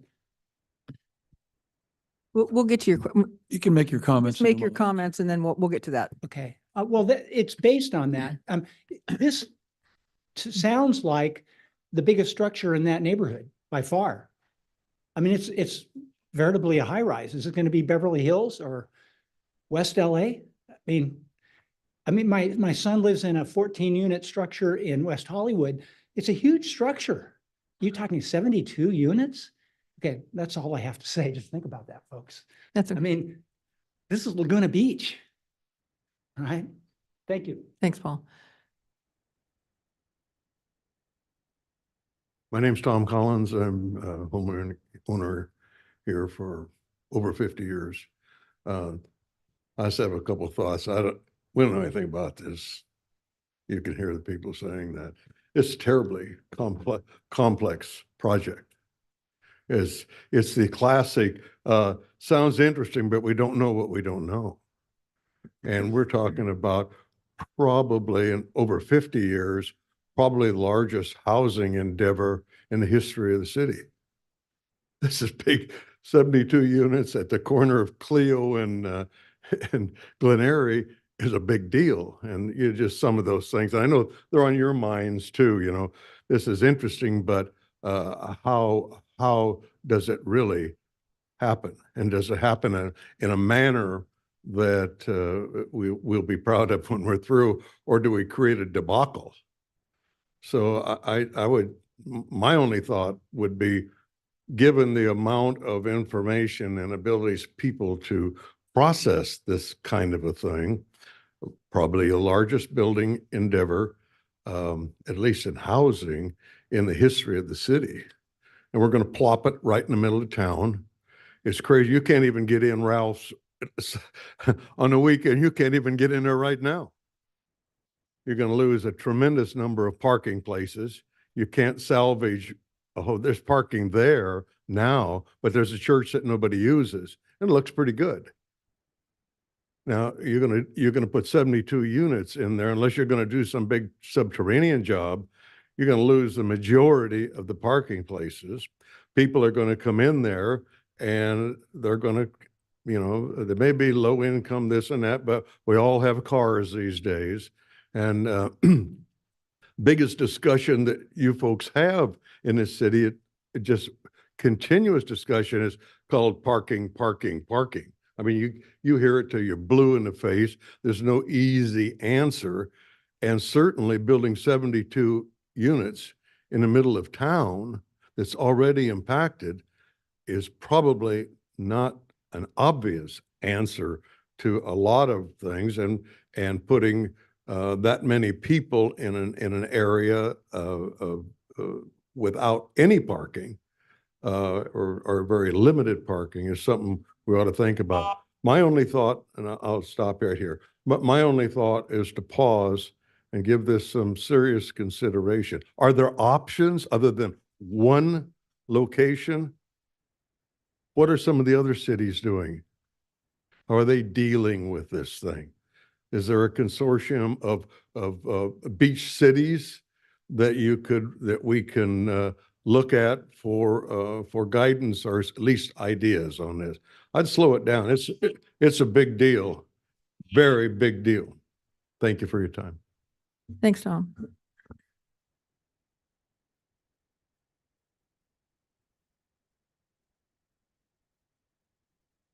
I'm Stu Suchman. I also live on St. Anne's. I'm kind of a newcomer. I've only been there a little less than 30 years, but I've seen a lot of changes in Laguna. And it always surprises me when I hear of something on an agenda that I haven't heard of before. And I'm very concerned about transparency.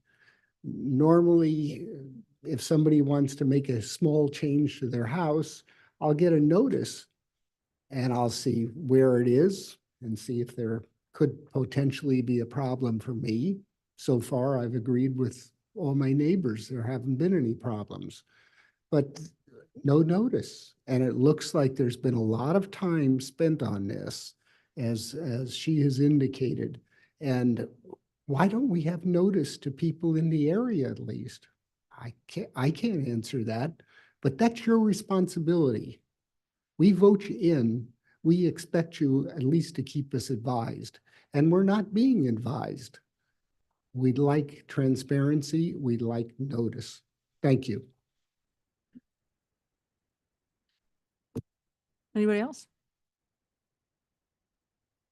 Okay, I'll close the public hearing. We'll bring it back to council for discussion.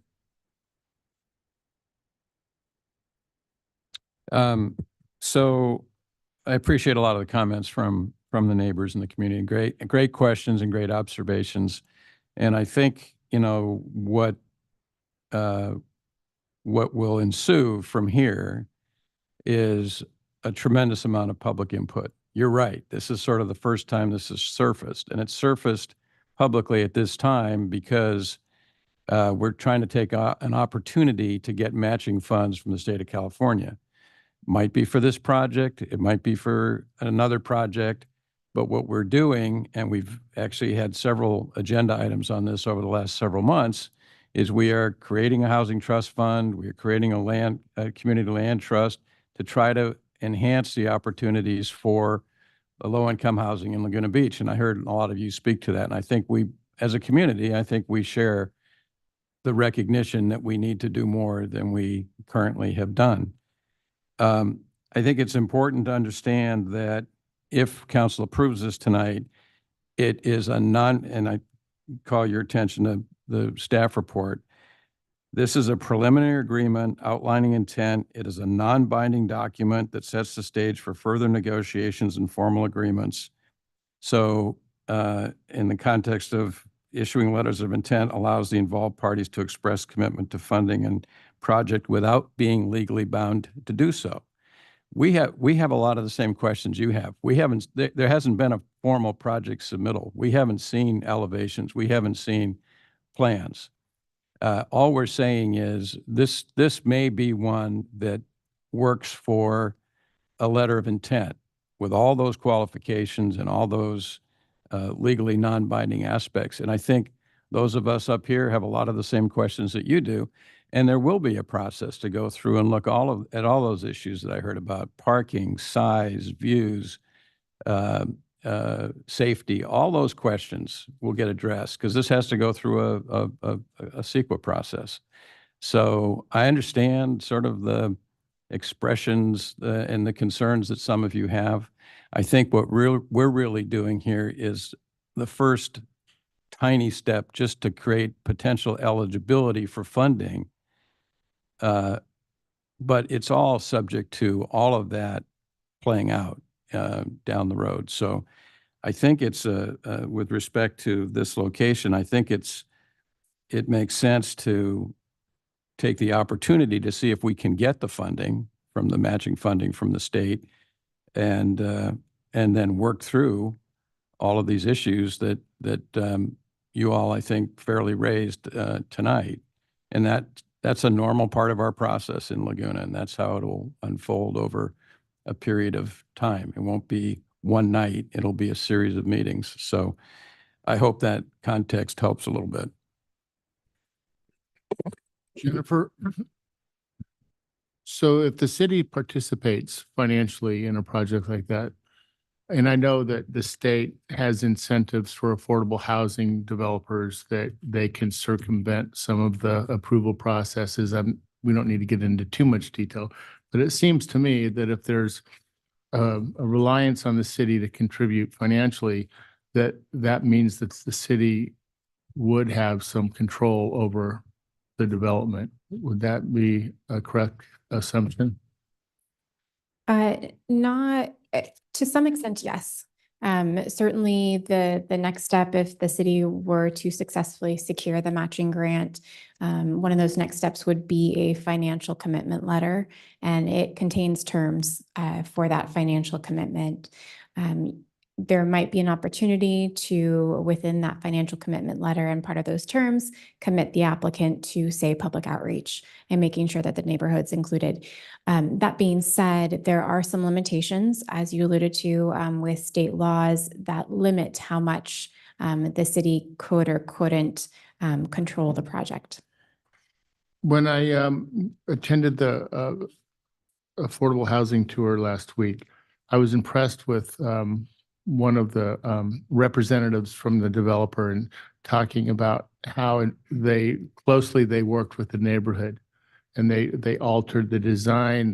They actually didn't take advantage of some of the parking incentives that they had available to them, just to make sure that the development was going to be, not affect the neighborhood compatible. So I was very impressed with that developer. Another point I'd like to make is I live next to Alisal Court on Glen Eyre, and it's 26 units. And when that was going through the process, there's a lot of concerns, and the neighbors all came together, and it was, debated, intensely. And it's 26 units. I live right next to it. And I can say that all of the concerns that were brought up at the time, which were some pretty extreme allegations at the time. It's really a very low-key property. I'm impressed on how they maintain the property, very impressed on how they maintain the property. And the parking garage there, I know the city, I think, leases several of the parking spots, but it's almost as nobody lives there. when you go by the property. So I would encourage some of the neighbors to keep an eye on that property as we move forward. And I'm hoping that Related in the church in the very near future do have plans. Are you aware of any plans to kind of how they intend to start discussing what their plans are? Staff is not aware of that particular plan. There's two things that we can confirm, in that even though there are state laws that provide some exceptions for affordable housing, those state laws do allow the city to require design review with objective design standards. So from that perspective, our process requires public outreach. And then from the other perspective is that as part of the proposal, specifically to the response number 2 and Related, they did identify a potential timeline. Construction is estimated to start a couple years out in June 2026. And before that, there would be opportunities to outreach to the neighbors. Okay, so again, back on the tour that I took last week, there were 2 affordable housing developers, and they were spoken of quite highly. And I've also heard of Related as an experienced developer, and they have quite a very high reputation. So I expect that they're going to follow the same process that these other developers. Is a lot of community involvement. I was very impressed on just what I learned when I went through that tour last week. They had a room where they brought us in and they kind of walked us through some of the processes. I thought it was very informative and very helpful. So I'm sure there's going to be an immense amount of community outreach and education. So I look forward to that. Let me add on. I think I want to echo what Bob said here. This is not a done deal, and it's a preliminary agreement to look for funding from the state for affordable housing. We haven't built any affordable housing in over 30 years in Laguna.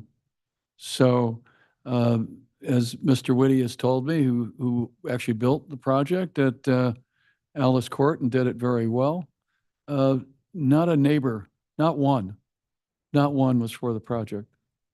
But after it was built, well, okay, there was one. We found him, Mr. Whitty. Okay, there was one, and after it was built, no one complained. None of the worries that were there. So I think this is going to go through a very intensive process of review. There's no guarantee that it'll be 74 units, 72 units. We don't know, because we have to go through that process to see what will fit. And parking, for example, Alice Court has 50-some spaces for 26 units. So I'm sure adequate parking will be provided as they did at Alice Court. So I do support affordable housing, but we have to do it right. And we have to do it well, and we have to be sensitive to the neighborhood's concerns, and we will be. Thank you. I did have a question for Jennifer. Jennifer, you mentioned that what is in our span of control with affordable housing and on any new state laws that are out? What is our ability to restrict project size, take into consideration the neighbors' concerns and modify the project to one where it's a win-win for everybody? So without having a specific project to look to and go through the laws, there are 3 that come to mind. One is the Coastal Act, 2 is the density bonus law, and 3, in the context of any affordable housing proposed on religious institution sites, is SB 4. Those laws right now don't prohibit the city from requiring design review. The city's design review does require neighborhood notification. Okay, thank you. So Jennifer, question, let's just say we're not even sure we're going to get funding from the state, but let's just say we approve both these tonight and the state then says, wonderful, here's $2.5 million, to match your $2.5 million. And we start through the process and we decide, no, we don't want to have it located at Te Amo. No, we don't want to have it and a housing project located at the church. What happens then? Can we submit alternative locations and projects, or how does that work under the state program? Yeah, so these applications, thank you for those that submitted, would help the city in being competitive with the state's local housing trust fund matching grant program. That's one of the key components that we're here this evening to address. If these projects weren't to go forward, that application process does not commit the city to these projects. Rather, it's an opportunity to show the state that we do have interest and opportunities within the city to actually facilitate the development of affordable housing. I understand that. That didn't exactly answer my question, because let's assume now we submit, state says, fine, we'll give you 2.5 million to match your local contribution. But we then start through the process and we end up deciding, no, neither of these projects can proceed. But we still had a commitment of a $2.5 million grant from the state. Can we then at that point, this is hypothetical, right? But can we then at that point, like a year and a half from now, say, well, that project didn't work out at Tiamo, but we've got an alternate location that we'd now like to submit and utilize the grant funding on? Yes, we have 5 years to expend the funds. And So- we can submit alternate projects? Correct. Okay, thank you very much. That's helpful. Can you just describe SB4? Yeah, SB4 was approved last year. Goes into effect this year, I believe. It may have been last year, and it allows on certain school sites, certain higher education sites and religious institutional sites, the ability to do affordable housing. It essentially allows affordable housing by right. They do have a large list of stipulations that those developments have to follow, including limitations regarding height and use types, as well as prevailing wage. Okay. Hang on a second, I'm making a note here. Okay. Yeah, I'm not going to reiterate what everybody else said, but we will have a lot of diligence. So it's one tiny step. And, we're not blindsiding anybody. This is kind of the first discussion we've ever had here about a real concrete discussion about affordable housing. And of course, we don't have any renderings. We don't really have any information. We're just trying to see if we can get money from the state for affordable housing. We could, as Bob mentioned, we could find another site. I mean, it's kind of probably somewhat of a fluid. So they, on Tiamo, they submitted on that, even though we've expressed the intention to sell that property anyway. But they submitted on it regardless. And in the church I assume via SB4, and having some space there also submitted. So more to come on this. There'll be a lot of work, and we'll have, how we are in Laguna, we talk about things for a long time. So we'll have a lot of discussions on this going forward. So one final question for me, which is, if we were to approve both locations tonight and including the Tiamo site, and then we were to and sign a letter of intent, I mean, is there any good faith process we're required to go through? Or let's just say a month from now, somebody comes up and gives us an offer on the Tiamo property that, whether it's for parking or something else, that we just say, well, that's what we want to do. We want to sell the property because that's a very attractive price. Can we just do it right away, or do we have to go through some unwinding exercise to get out of the letter of intent? The former. The former. So we could just say, thank you very much. We're going to sell it to this other entity for this other purpose. Okay, Correct. Thank you. Yeah, I would just like to comment on the Tiamo. It doesn't seem like a very attractive site because it's not close to shopping. It's not close to pharmacies. It's maybe close to the hospital is about it. So I don't understand how they would qualify. The developer would qualify for loan grants from the state or other grants, considering the location's kind of out of the way. Can you comment on that? I don't have those details this evening. Okay. Okay, thank you. Okay, any further comment, council? Okay. So I'm satisfied that this is not going to bind us legally, as it says in the staff report, to anything. It's going to give us the flexibility to do either to decide not to proceed these sites or to proceed with these sites as we choose. There will be a robust process, so I think we need to take advantage of the opportunity to see if the state will give us grant funding. They may not. We'll know in several months. Is that right? Correct. Okay, so I would move, with that understanding, I would move the recommended action. Second. Yeah. Is there a Go second? ahead, second it. Yeah, second. Okay, all in favor? Aye. Aye. Okay, thank you, everyone.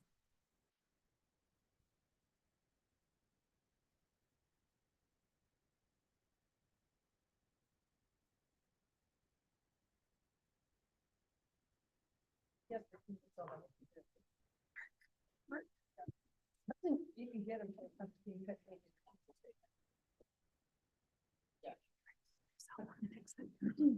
Oh. I do.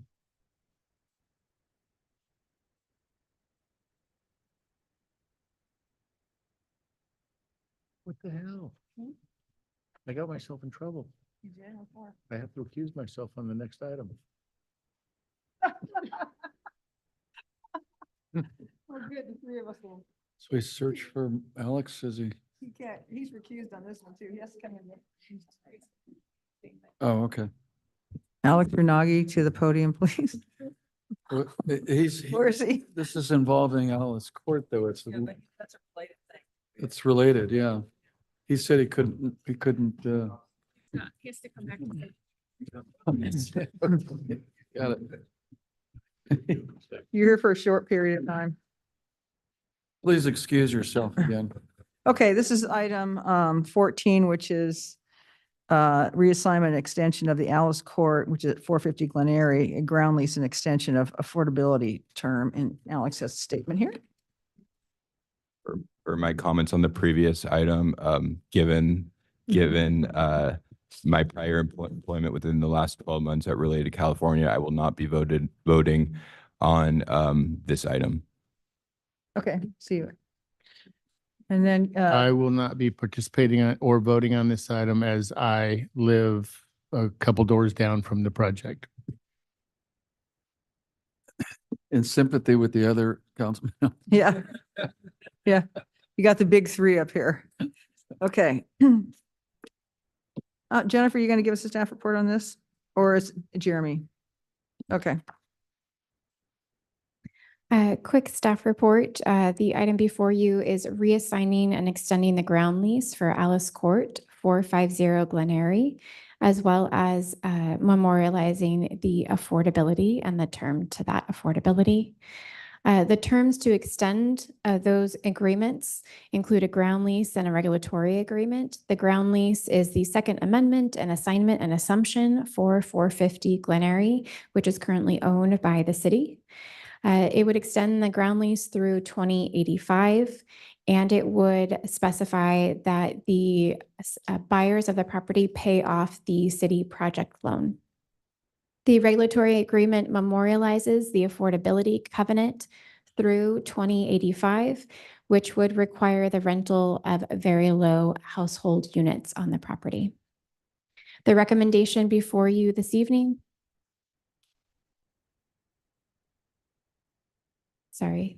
is to, somehow my Zoom's not working. I apologize. One moment.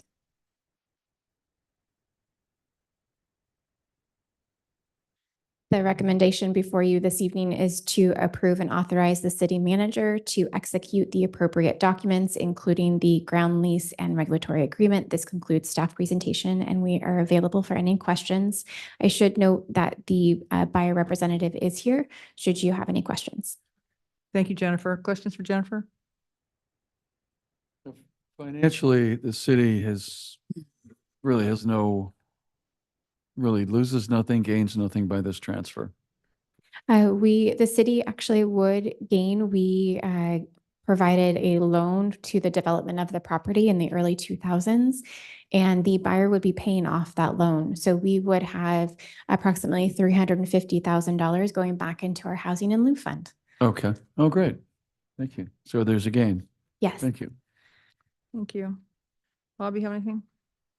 No, I think this looks very beneficial to the city and preserves the low income units. Right, there's no change with the affordability levels, the rent levels, just extends the term. That's correct. A huge thank you to being willing to extend that affordability term. Yeah, I think that's very significant. The only observation I'd have is I would think we should, of that $511,000 coming back, as you note in the staff report, 348 comes to the city's housing in lieu fund, and then 163 was a loan from the county to the city. I'd like us to approach the county and see if they would be willing to leave that 163,000 here in Laguna for other housing projects. I don't know who the appropriate person would be to approach that, but I think I will, when we get to a motion, I will like add that as a recommendation that we ask Well, we staff could- to negotiate with. We it. could talk to Katrina about that. Yeah. Yeah, I'd be happy to do that. Would agree with that. No, I'd be happy to do that. A question on, is ACA going to maintain a manager on the property?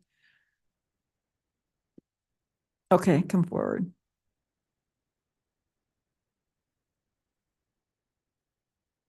Good evening, Brett Mascaro representing ACA. Yes, we will. We'll be using Village Property Management. They're a well-qualified local property manager familiar with low-income housing tax credit program. Because it seems like that property overall, I mean, I think the observation in the community is it's been fairly well managed.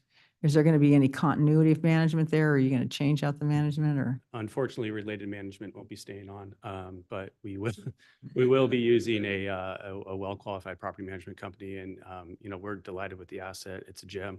We want to keep it in similar quality. Okay, thank you.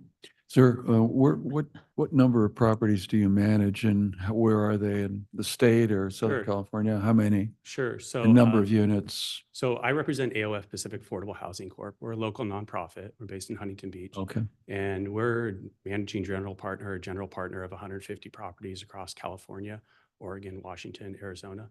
One of our partners on this particular deal is a similar nonprofit, similar sized, so very well experienced. Okay, thank you. Yep. So what attracted your group to this project, and why are you adding it to your portfolio? It's a gem. I mean, great location. We don't own currently in Laguna Beach. Our office is in Huntington Beach and our partner's office is in Newport Beach. So there's a great symbiosis there. Okay, thank you. Yeah. Any other questions? Okay, thank you. Okay, I'll open the public hearing on this item. Anybody want to speak on this item? No? Okay, I'll close the public hearing. Council? So I'd move the recommended action and then add a second recommended action that we request staff to approach the county to allow the $163,000 loan amount to remain with the city, however that gets structured, so that we can utilize it in future housing programs. No second. All in favor? Aye. Aye. Okay. Thank you, everyone.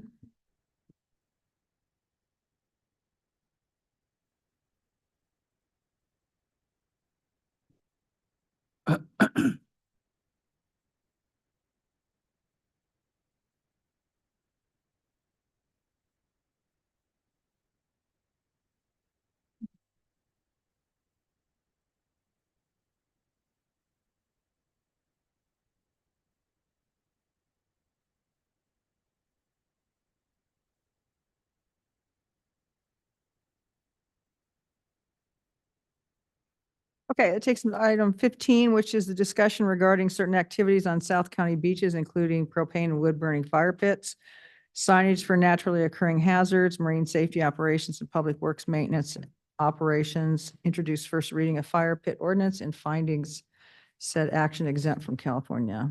First from CEQA. You're back. I'm back. Good evening, Mayor and City Council. Kai Bond acting. Marine Safety Chief, and my colleague next to me, Reza Jafari, Deputy Director of Public Works. We're here to bring item 15 to you for a presentation.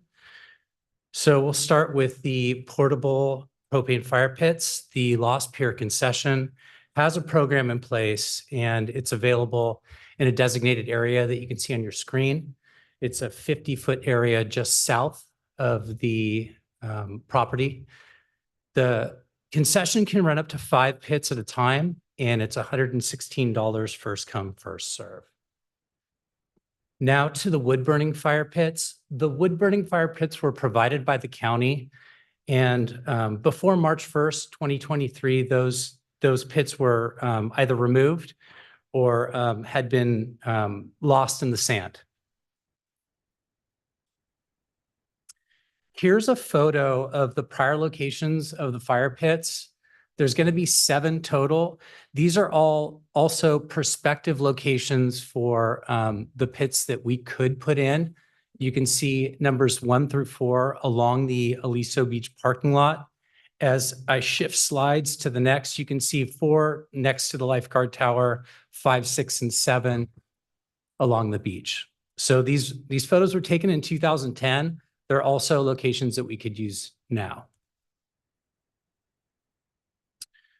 So the recommendation is to amend the current municipal code to permit fires at Aliso Beach and allow the installation of up to 7 in that area. And it would be used for the same capacity and purpose as the previous pits. And just like the county's practice, first come, first serve. We know that they're going to be moved in specific areas due to storm events. That was part of the reason the county had lost some of the other pits. And as far as a monitoring program goes, police and marine safety will be monitoring this area for all activities surrounding the fire pits. Part of the signage that was installed, there's regulation signage that we had to update in our coastal access points. And it just was an update from the county's OCCOs to our municipal code. And it was to inform the public. And it was just a replacement of what the county already had. This includes the marine protection and the municipal code that we have along our other city beaches. And then we also installed signage for natural hazards. So installing the signage was really important, particularly in the areas of the Sea Cave at 10th Street Beach. We installed it along the beach and rocks. It was put in June of 2023. And the idea to warn people of the natural hazards that were occurring. In previous years, there have been incidents down there that have resulted in death in this area. And we felt the signage would be a good addition to warn the public of these natural hazards. As far as marine safety operation goes, I've added some statistics to this slide. We've had in South Laguna, which is from Aliso Beach all the way through 3 Arch, we've had over 2,300 rescues, over 2,400 medical aids, almost 200,000 preventative contacts, which is our educational contacts, and then 73,000, just over 73,000 ordinance advisements. What I did in the second graphic was compared it to other sections within the city. Section 1, to just be brief, is the north section of the city. Section 2 is from about Sleepy Hollow all the way through Treasure Island. Section 3 is South Laguna. You can see ordinance advisements were about 4,000 more than Section 1, meaning that we were really doing a good job to try to eliminate that nuisance behavior that was occurring on the beach and then leaking up into our streets. So as a result, we reduced that nuisance behavior, and it resulted in fewer code violations and just a better quality of living for people both on the beach and adjacent neighborhoods. Along with that, we have that increased lifeguard coverage, which we provide more than the county did. Another enhancement that we made was observation cameras. We have one at Aliso Beach. We're installing one is installed above the Pride Tower. And the other hotspot area that we identified and we're working with the homeowners is at Lighthouse Cove. So Lighthouse Cove is an area that's very difficult to see. It's the exit of the sea cave and where those deaths had occurred. It just allows us to monitor those areas remotely, and it just allows us to provide shift resources to get into those areas, which we normally wouldn't be able to see. They're a huge benefit to our operation. And then skimboarding at Aliso Beach, we've been working with the skimboarding community. We established a trial skimboard area at Aliso. And the result of that, there's really been no significant injuries or incidents. So the recommendation within the staff report is to extend that trial period for another year to get some more data. And then I'd like to turn it over to my colleague Reza. Thank you, Kai. Through a combination of city staff and contractor efforts, the Public Works and Utilities Department provides both routine and emergency response to important maintenance concerns citywide, including at our newest beach facilities in South Laguna.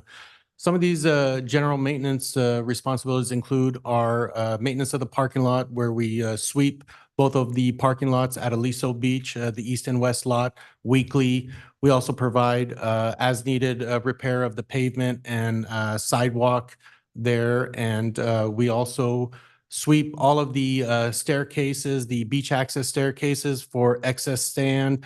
We perform landscape maintenance throughout these South Laguna facilities.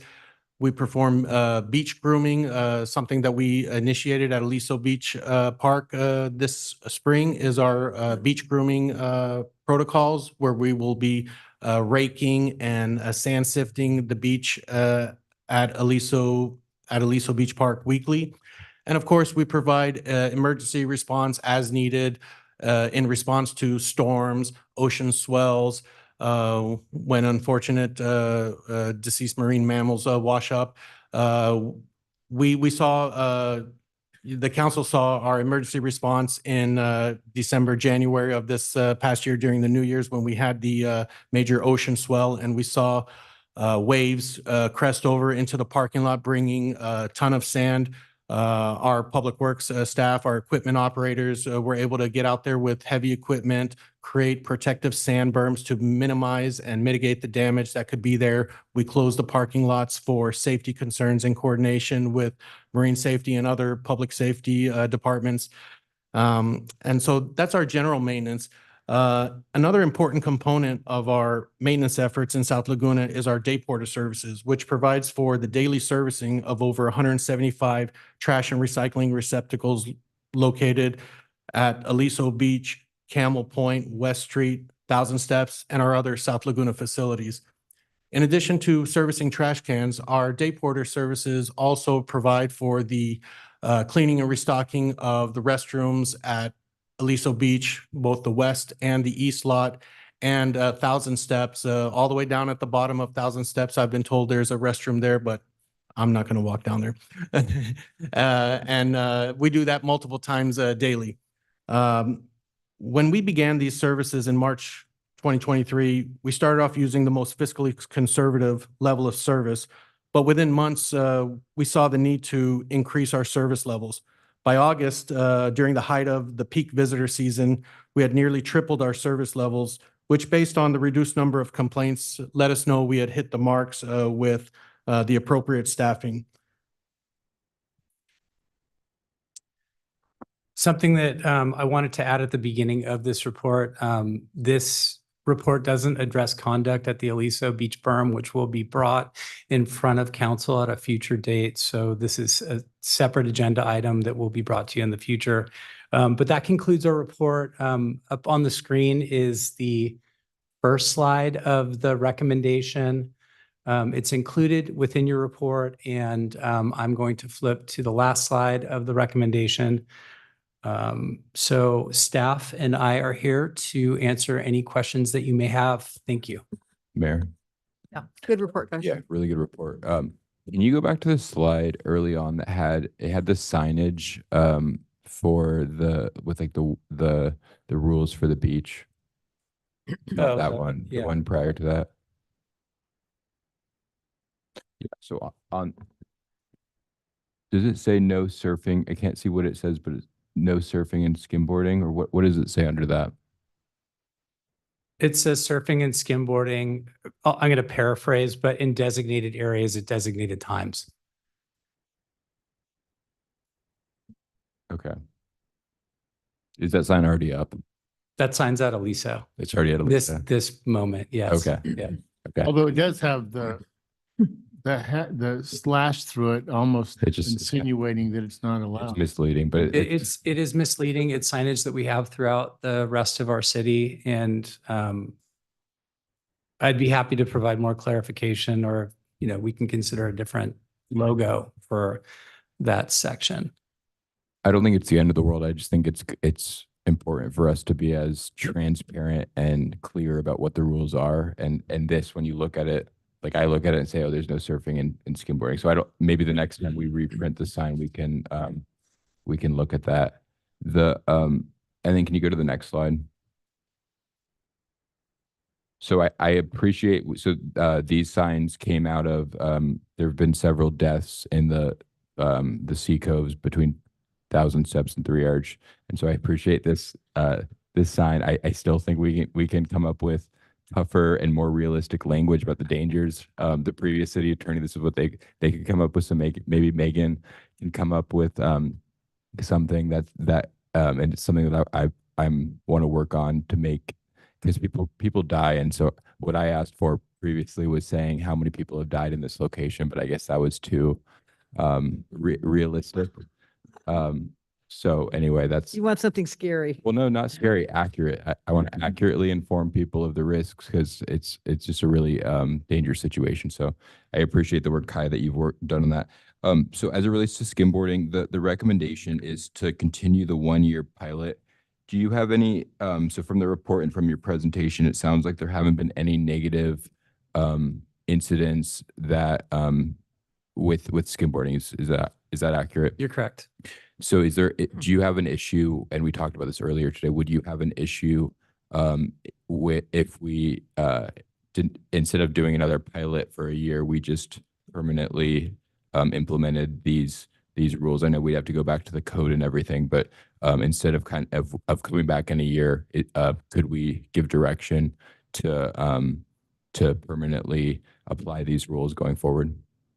And just to be clear, Mayor Pro Tem, this is just the trial at Skimboard area was just for Aliso Beach. Applying the Skimboard area to the best location within Aliso.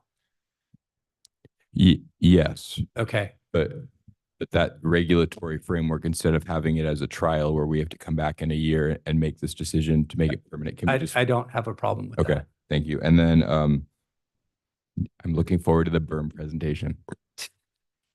You're asking for that next year though, right, Alex? Not now? I'm asking for council. Well, I'm not going to get into that until we hear public comment, but I wanted to get Kai's perspective on whether he saw an issue from a safety perspective with, instead of doing another 1-year pilot, moving forward on a permanent basis with this regulatory framework. Got it. I have another question. How much, so you're gonna move those wood burning fireplaces, whatever they're called, fire pits? Are you so are they very heavy? Do you have to get special equipment down there to move them, or? They're heavy enough to be needed to moved around with a tractor. So Okay. we have equipment, beach equipment that we would move them around, place them, remove them when necessary. So is that equipment down there already? We keep it down there? Yes, the city does have loaders that we use on the beach. Some of our equipment is strategically staged at Aliso Beach in the East Lot, but some of our equipment is staged at the Corporation Yard at the, off of Laguna Canyon Road. Is that piece of equipment the same thing we use to clear the berm that we're not supposed to be talking about tonight? I'm just kind of wondering, is that what you use? Currently, we use loaders. As part of our budget process, we've requested a dozer. A dozer is very useful at Aliso Beach for the berm, but the loader is what we would use to move around or other available tractors. But generally we use a loader with a fork attachment to pick up and place these concrete rings on the sand or pick them up and move them around. Okay. And then, so Kai, the cameras that are down there, do you guys monitor those from Main Beach, or how are those cameras monitored? The 2 cameras that are installed right now are monitored at our dispatch center.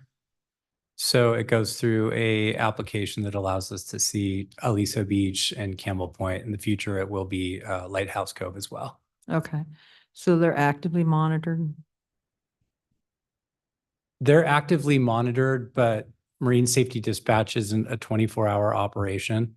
Mm-hmm. So when a dispatcher is in, those cameras can be available for viewing. Okay. All right. Thanks. Questions for these guys? Where did you get and you probably did this before, the 7 fire pits, is that a number just the county had? Is that historical? So when we looked back through records, we were able to identify 7 pits. The photo that's up on the screen right now, and it's just the first slide, but you can see 4 here, and then 3 additional to the south of that. So at one point, we know that they've had at least, or at a maximum of 7. Okay, but tonight we can put more or less than that if we want to, I suppose. It's up to 7. Okay, and the Councilmember fire Woods. pits, the difference in cost between the concrete and the wood burning or the propane is what, you know? Or is that something that Lost is going to rent out? The Lost Pier Cafe is the group that rents out the portable propane fire pits. Okay. The wood burning fire pits would be available first come, first serve, free of charge. Okay, so you'll have 7 wood burning fire pits if we approve 7. At the Correct, cost of and- 20,000, and the propane are separate. How many propane fire pits are we going to have there? The Lost Pier concession can rent up to 5 in that So you'll have 50-foot area 13 or 12 fire pits, yeah. total. 12 fire pits total, anywhere they want to be. The 7 wood burning would remain in place based on where you Yeah. guys choose to, You the had council the map, chooses to yeah. place them. Yeah, The up to 5 in the area, and I'll go back to the slide. It's on your screen right there. It's Okay. within that little red box. okay. And on number 4, it says authorize city manager to amend the agreement with Spectrum in a form of approved by council or city attorney to increase the total annual contract by 580,000 in addition to what? Is that a misstatement there? Thank you, Councilmember Weiss.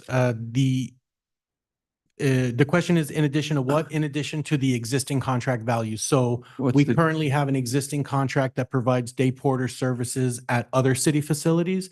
And the annual cost to provide these day porter services in South Laguna is estimated at $580,000 annually. So we're requesting a contract amendment to our existing service contract for $580,000. Okay. Okay, and thank you. So one question, I'm not sure it's Kai or Reza, but looking at the ordinance itself, it talks about, the following requirements, various requirements have to be complied with if you're going to do the fire pits. And only fuel may be burned in the fire pit. Then it says used natural wood, fire logs, and charcoal must be deposited in hot coal receptacles on the beach or transported off the beach and deposited in hot coal receptacles. So I go down, I have a fire, it's time to go. What do you do? Is the person using the pit obligated to do something with the remnants of the fire, or does that we just let it burn out naturally? Or I'd like to defer to the fire marshal for this. He's available for that question. okay, thank you.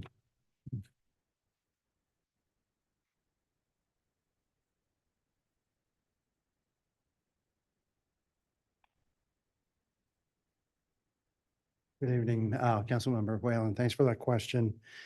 So the intent of, and the use of these fire pits are to allow the visitors or residents utilize them. And if there are any fires that are left, then they would burn themselves out within the confinement of the ring itself. And that's why the separation is important and the distance from local vegetation is important as well. Those all have been taken into consideration when they are placed, and the volume that is actually within the rings are very minimal that would not pose any threat to the nearby vegetation or any structures. That's good to hear. I just wonder about this language. It's on page 15 of the staff report in the ordinance. And we can talk about that after public comment, but I just wonder if it needs modification because it says used natural wood, fire logs, and charcoal must be deposited in hot coal receptacles on the beach or transported off the beach and deposited in hot coal receptacles. It sort of sounds like the person using the fire pit's supposed to scoop up the coals and take them somewhere, which I'm not sure that's a good idea. Correct. So the intent here is to allow them to burn themselves off within the ring itself.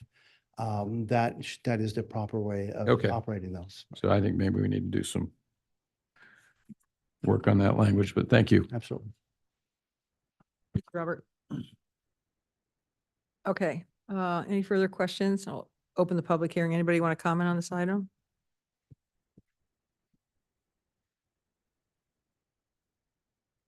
Good evening again. This is Pat Gallus. Yeah, my one main concern is the wood burning fireplaces. There's certain times of the year when the local air quality division or whatever, they send out a no burn warning.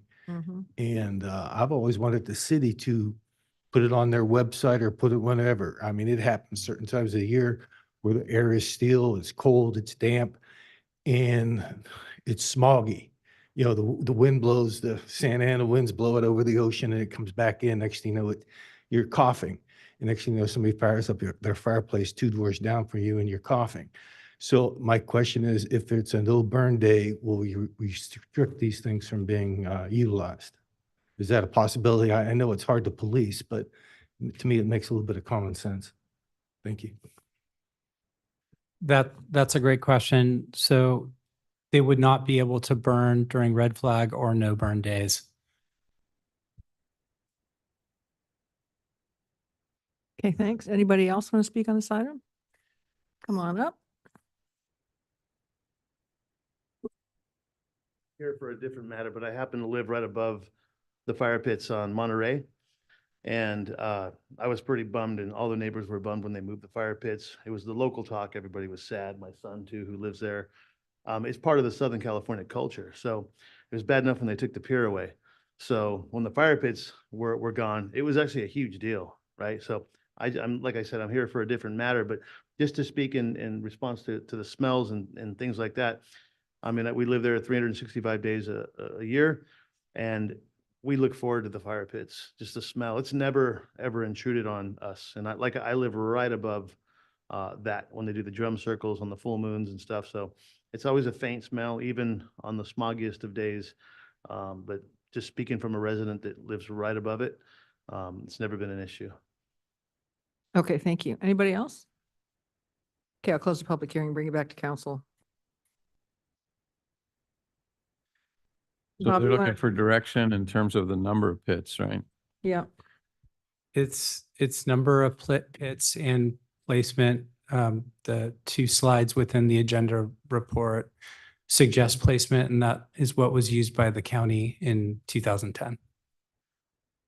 Does staff, do you think that those are good locations? And should we do anything different?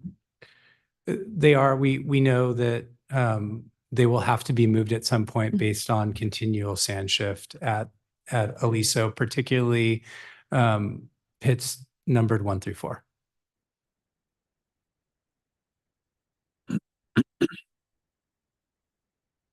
Well, it makes sense then to use those locations. It makes sense to me to use those locations. I don't know, at one point we were talking about 5 pits. This is now up to 7. I don't know how council feels. I mean, can we go to the next slide? Where are the other 3?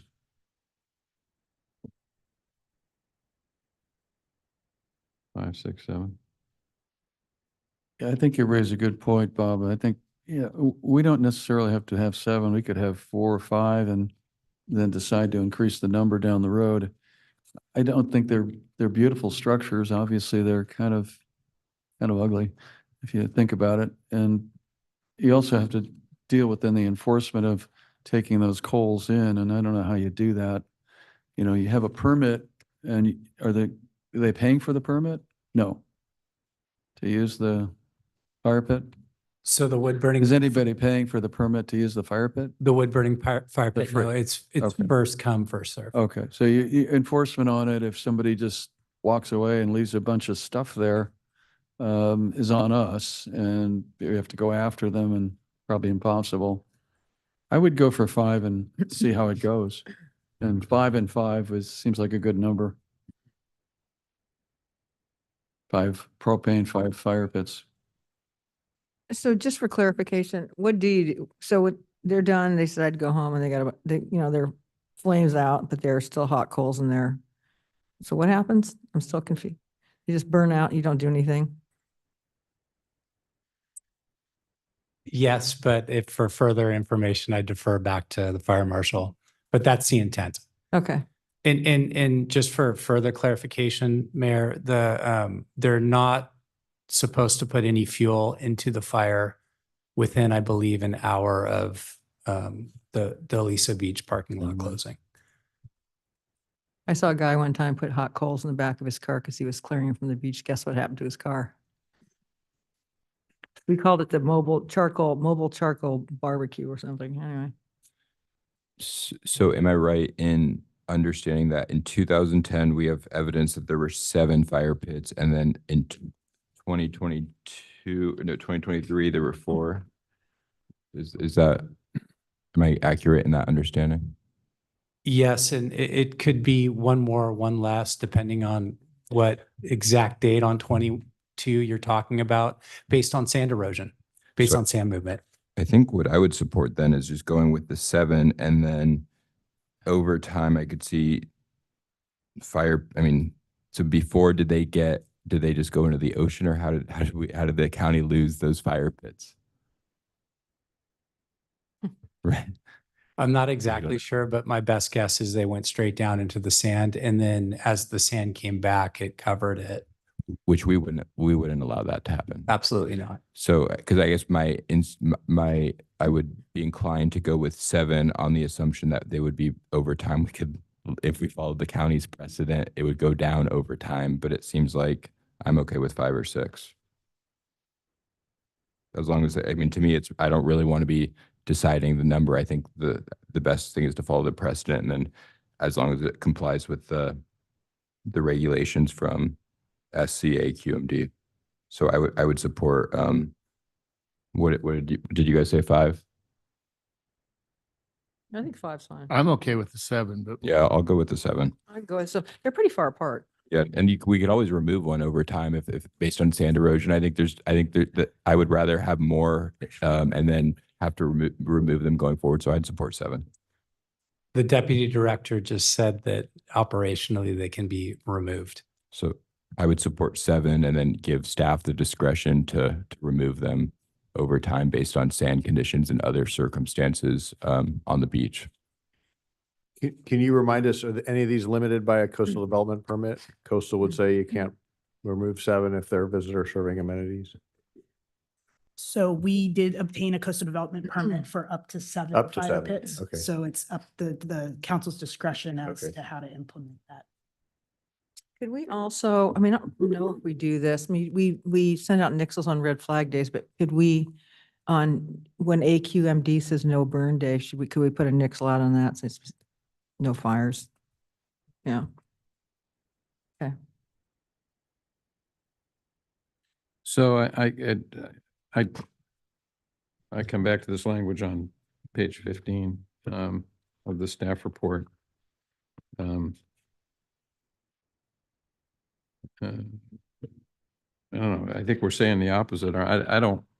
It's Roman numeral 4.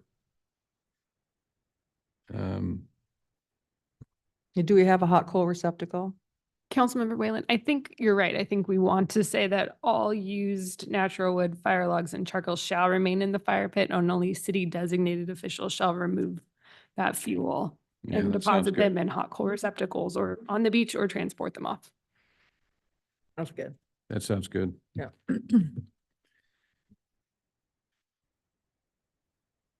Okay. Good wordsmithing, city attorney. Did somebody get that? Sounded good. Yeah. So I would make a motion to support what was just described on page 15. And then I would with 7 wood burning fire pits, but with staff having the discretion to remove them based on the circumstances on the beach. And then for recommendation 3, I don't know, Megan, can you help me figure out how to proceed here? I guess what my point is, I don't want to wait another year to make a decision about the long-term use. I'm not in a hurry to change the code to reflect this, but I just, you can make a decision today. There's no need to wait an extra year with this trial period.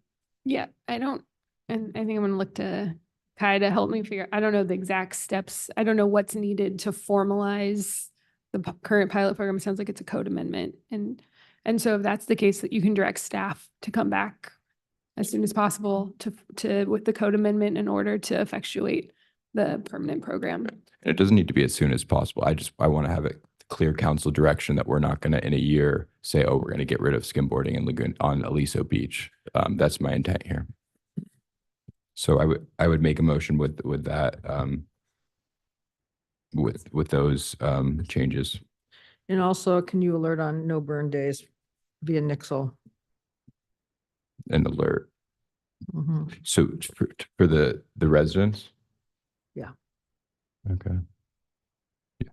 And alert on no burn days via Nixle.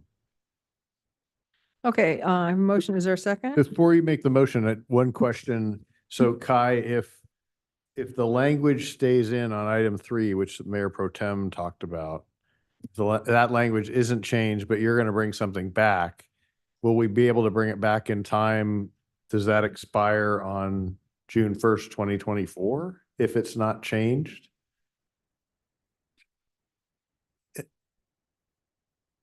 In other words, should it say authorize city staff to extend indefinitely the trial period? And then you can come back with a code change to reflect that.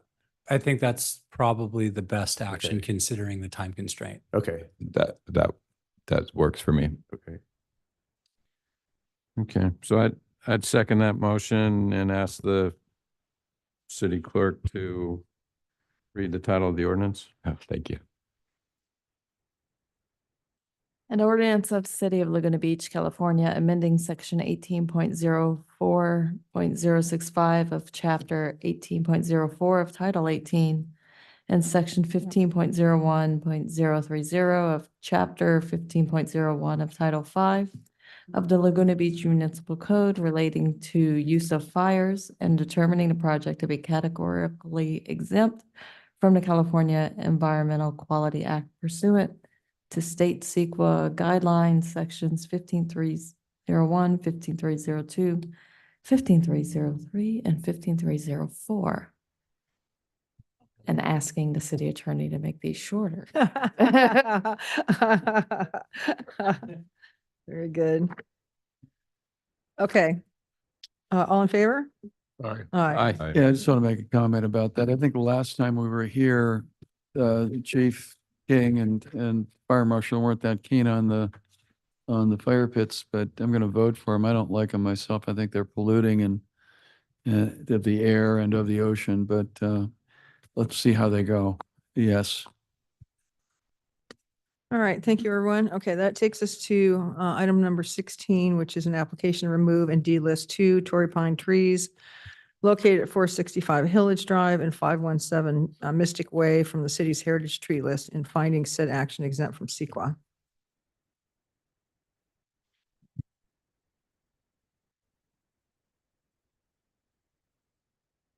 Thank you.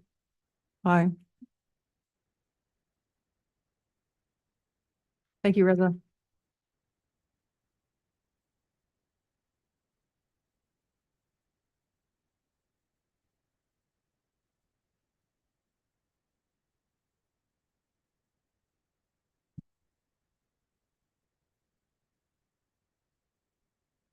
Good evening. Good evening, City Council and members of the public. As you mentioned, item 16 is a request to remove and delist 2 Torrey pine trees from the city's heritage tree list. The project site is located at 465 Hill Edge Drive and 517 Mystic Way. On April 16th, 1985, 6 Torrey pine trees were declared heritage trees on these properties. Since that time, 4 of the 6 trees have fallen and have been subsequently removed. On April 24th, 2024, this project was continued in order to allow sufficient time for the notice to be posted on site.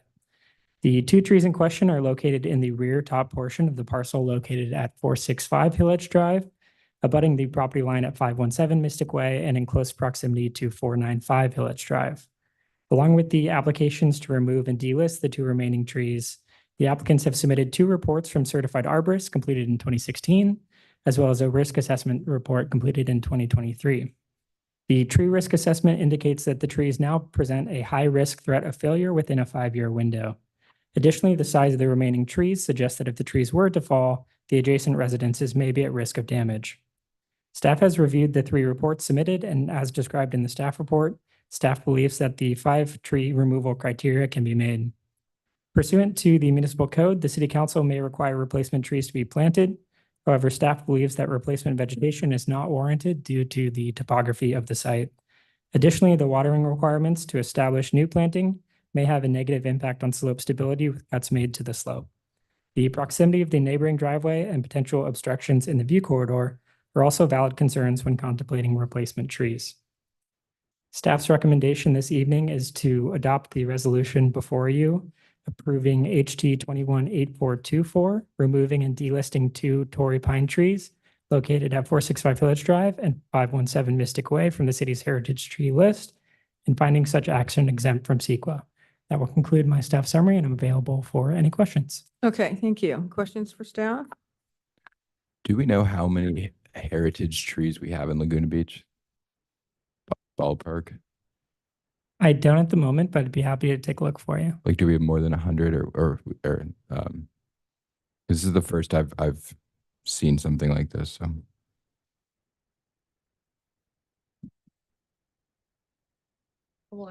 Yeah. While he's looking, that- any other questions? That's my only question. Staff? No? Can I open the public hearing while he's looking? Yeah. of Yeah, course. okay, open the public hearing. Who wants to speak on this item? Anybody? Are you here for the heritage trees? Okay, come forward. Perfect timing. Perfect timing. My name is Heather Chalmers. I live at 475 Hillage Drive. If you read the most recent report by the arborist, it says that trees number 1 and 2 are destined to fail within the next 5 years, and when they do, they will fall on top of my house. I beg you, please approve this reasonable request from the homeowners. How long have you been, because it seems like you've suspected that these trees could fall over the last, like beyond just this last year, right? In 2021, the owners of 465 Hillage, who are not the same owners as they are now, submitted an application. It was on the agenda. And at the last minute, it was removed from the agenda, and it has taken almost 3 years to get it back in front of you. 3 years? 3 years. Why was it removed? Do you know? Probably procedural things. I know the family that lived in the home prior had submitted an application. They had an arborist report done.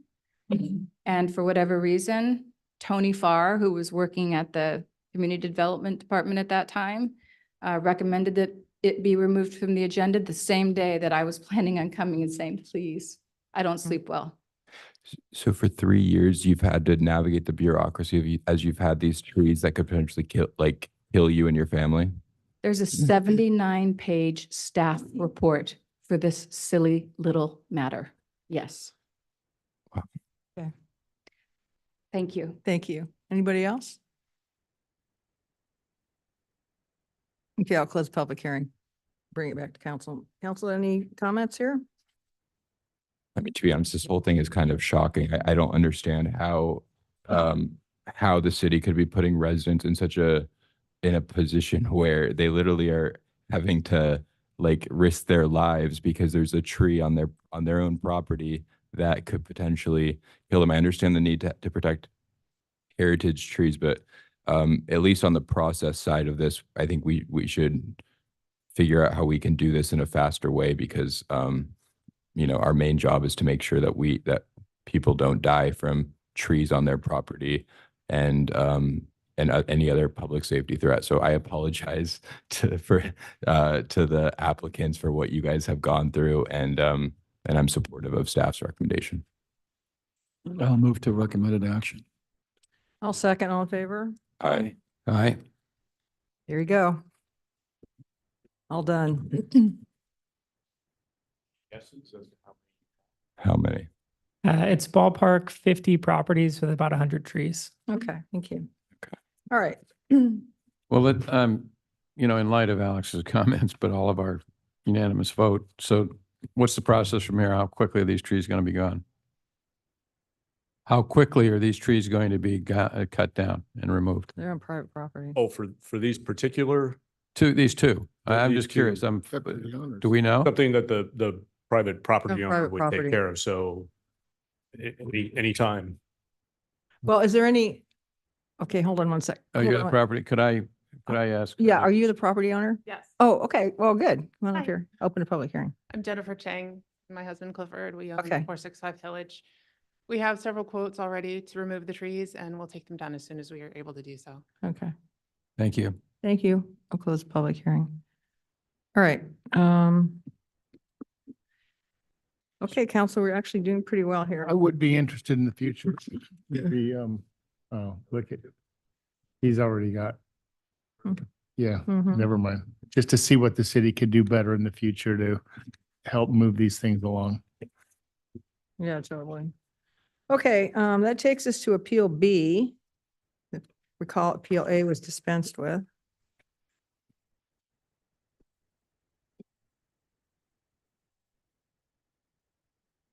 Okay, this is to introduce a tattoo body art service component at an existing art gallery located at 618 South Coast Highway in the local business district.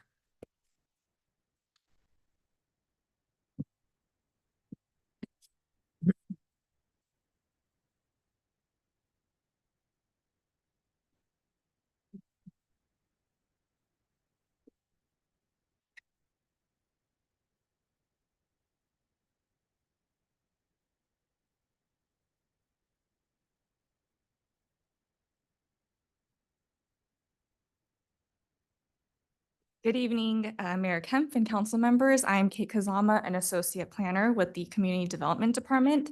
And the last item before you tonight is an appeal of the approval of conditional use permit 22-2480 to introduce a tattoo body art service component at an existing art gallery located at 618 South Coast Highway.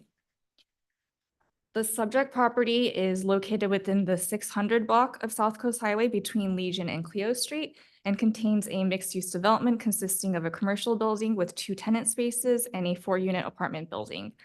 The ground floor commercial tenant space is currently owner occupied by an art gallery known as Vatican Gallery. This project site is located within the C1 local business district. The art gallery that the applicant currently operates is a use permitted by right within the C1 zone. And the applicant is seeking to introduce a tattoo service component, which would run in conjunction with the existing art gallery. The applicant currently operates a tattoo studio out of Lake Forest known as Vatican Studio and is seeking to expand his business to the city of Laguna Beach. With the proposed hybrid use, the art gallery would be open to customers while the business is offering tattoo services. The Planning Commission heard this project on November 1st, 2023, and during the hearing, the commission received public testimony expressing concerns with the increased concentration of tattoo businesses within the city, the proximity of the proposed business to an existing tattoo business, and the creation of an adverse effect upon abutting properties. After discussing the concerns raised by the members of the public and evaluating the project's consistency with the required CUP findings, the commission voted 3-1 to conditionally approve the project with modified conditions. Condition 23 was added, requiring that the tattoo use be maintained in conjunction with the art gallery as a combined use at all times. And condition 24 was added, restricting the number of tattoo procedure areas to 2 stations. An appeal was filed by a property owner within 300 feet of the subject property, indicating 10 points of contention. Contentions 1, 6, 7, and 10 are all similar in nature and therefore have been combined in this slide before you. Contention 1 states the subject property is less than 300 feet under a half block from their 41-year-old established business of the same services. Contention 7 states the creation of closest grouping of 2 tattoo shops in Laguna Beach or any surrounding city. Contention 7 states, contention 6 states creation of close competition without sufficient supply of customers to support both businesses. Contention 7 states the creation of closest grouping of 2 tattoo shops in Laguna or any surrounding city. And contention 10 states imbalance of land use. Staff's response is that the commission's approval of the project was based on the specific findings provided within the municipal code, which does not contain any standards for concentration of uses within a district or distance requirements between properties operating under the same or similar use. Contention 2 states facility violations with current California health and safety codes. The appellant does not specify within his appeal which health and safety code requirement the facility is in violation of. However, if the project were to be approved, each tattoo establishment must obtain a health permit from the Orange County Healthcare Agency. The permitting process through the agency requires an initial permitting inspection and annual unannounced inspections thereafter to verify compliance with applicable health and safety codes. In addition, each body art practitioner must be registered with the healthcare agency as well. Contention 3 states extreme financial hardship probable for existing historic establishment due to nature of their business. The commission's approval of the CUP was based on the CUP findings stipulated in the city's municipal code. Potential hardships to competing businesses is not a factor when evaluating the findings for a CUP. Contention 4 states disagreement with findings made in planning staff report regarding compatibility and harmony with adjacent businesses. The commission found the proposed use to be similar to personal service shops, including barber and beauty shops, which are uses permitted by right within the C1 zone. Both tattoo establishments and personal service shops offer appointment-based services for residents and visitors and operate at an equivalent land use intensity. Therefore, the proposed use would not have a substantial adverse effect upon abutting properties. Contention 5 states proposed facility does not offer customer privacy. The tattooing establishment and operations regulations contained in Chapter 7.65 of the Municipal Code states that procedure areas must be separated by a wall or partition with a minimum height of 3 feet from those areas used for other activities. The permitting process through the county health agency would verify compliance with these requirements prior to the start of their operation. The applicant submitted plans identifies a 3-foot movable partition wall separating the proposed procedure areas with other areas of activity. Contention 8 states proposed facility may not meet ADA accessibility standards currently. ADA compliance is assessed through the city's building division, which is initiated through the submittal of a tenant improvement request. Any future tenant improvement requests would be evaluated for ADA compliance at that time. And lastly, contention 9 states significant documented public objection to the proposal, landowner under 300 feet and resident under 100 feet, 17 letters of objection in total. During the November 1st hearing, the commission received 4 public comments and the staff report included 13 letters of correspondence in opposition to the project. The commission's deliberation on the item considered both the public comments provided at the meeting and the correspondence provided in the staff report. And to conclude, staff is recommending that the city council deny the appeal and sustain the planning commission's decision to approve the project and find the project categorically exempt pursuant to CEQA. This concludes my presentation. I'm available to address any questions. Okay, thank you. Thank you for the thorough staff report also. Council, any questions for staff? I have one question. So on this item number 5 on proposed facility does not offer customer privacy where we have the 3-foot barrier. That's part of our code, 3 feet. Okay.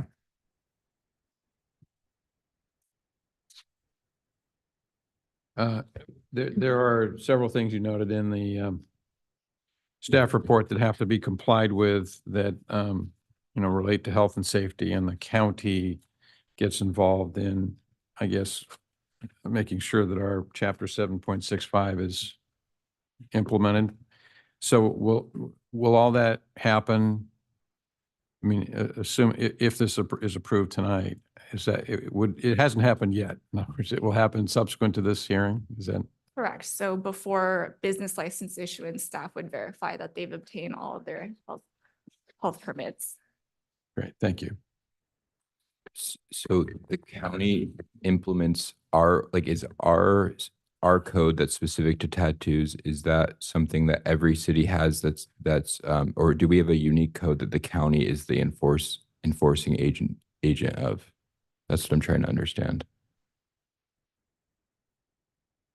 The county it's as to health and safety related issues, the county has the health officer. And so like, Yes. those types of issues come through the county. And so to the extent that our code requires that the county needs to implement the health and safety codes.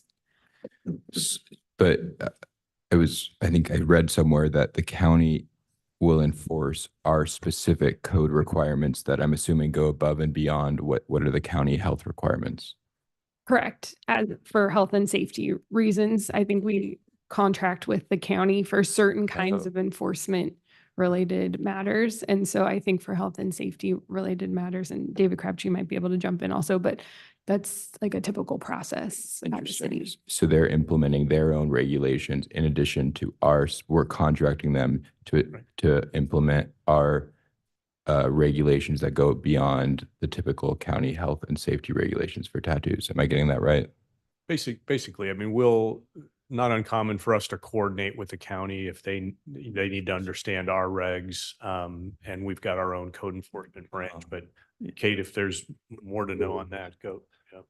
Yeah. The county will enforce our codes? I don't get that. That seems very odd to me. That's what I'm trying to understand. Isn't it similar to when a restaurant has that? Yes. Yeah, but the county's enforcing their own. The county's health code enforcing there. their own, yeah. They're not enforcing ours. No. There are other examples of laws where we have to coordinate with the county for health and safety things. There are, like, for example, there are certain kinds of permits that have to be issued, and the county has to be the one to issue the permit because they are the health and safety provider. And so we coordinate with them on those health and safety related matters. So for example, like in our code, it requires that invoices for the purchase of all pre-sterilized instruments must be maintained on site and available for review for a period of 2 years after purchase. Is that something that, because maybe that's what the county requirement is, but let's assume for the sake of discussion that it's not, are they the one enforcing this? That sounds like county health stuff. Yeah. But is that the county, because why would they enforce something that's not in their regulations? Or That would maybe it be in- is. I'd venture to guess that's in their regulations. I mean, the bottom line from our perspective, one way or the other, we'll have it covered. If we need clarity on who's enforcing which piece, we can certainly get the council that information. But between the county regs and the health safety from the county and anything additional that Laguna Beach has in its code, you're covered. Okay. Actually, it's just, looking at the code, it's express. So 7.65.160, the health officer or his or her designee is charged with the enforcement of this chapter. And health officer is defined as the Orange County health officer or his or her designee. So that's in our mini code. Anybody else? Okay, I'll open the public hearing. Who would like to speak on this item? The appellant is here. Well, that's what I'm saying. Who would like Appellant, to you can speak? come up.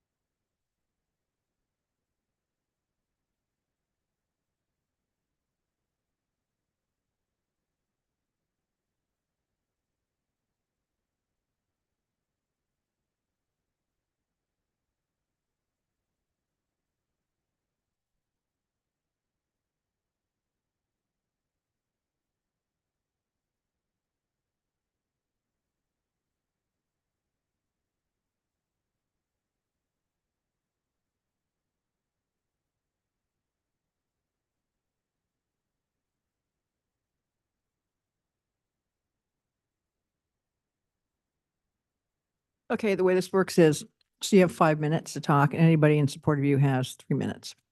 Okay? Good evening, everyone. Thank you for taking a second look at this. So first I'll start with that this isn't so much a business-related argument as a trying to save a piece of history. It's been a part of the city for a long time. So Could you put the microphone a little closer? yes, Yeah. historical significance. Thank you. Laguna Tattoo holds significant historical importance as an artistic landmark in the city. It's been here 42 years now, and that's a countywide record of longevity. It's made a significant contribution to art history, local culture, and individuality in the city, standing as the only body art studio here for 30 years between 1982 and 2012. Made it a significant contributor to the artistic growth of the city. Thank you. This makes it a historical asset, which may meet California's criteria for evaluating historical significance. As far as impact on the neighborhood, when this came to commissioners, Commissioner Sue Witten argued that the new project could be considered as detrimental to the welfare of Laguna Tattoo as part of the neighborhood, while evaluating the department's decision that the project must be no more obnoxious or detrimental to the welfare of the neighborhood in its findings. She raised the question, and this does raise the question about what constitutes and defines the word welfare. And I could add neighborhood is also undefined in this instance. Can this include preserving historical establishments for the welfare of the public? Witten's interpretation was presented the former director who he went on to use a typical definition focusing on health and safety. The city's attorney at the time there confirmed that the word welfare is in fact undefined.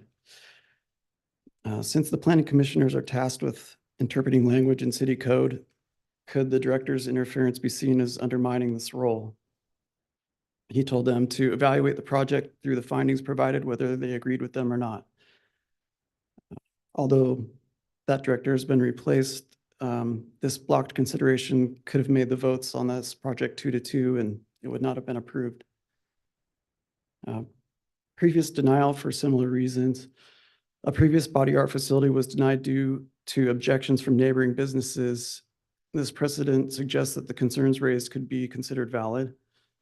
This denied project was in 2017 with the votes against it for adverse effects on abutting property. The CUP number for that I submitted to the record.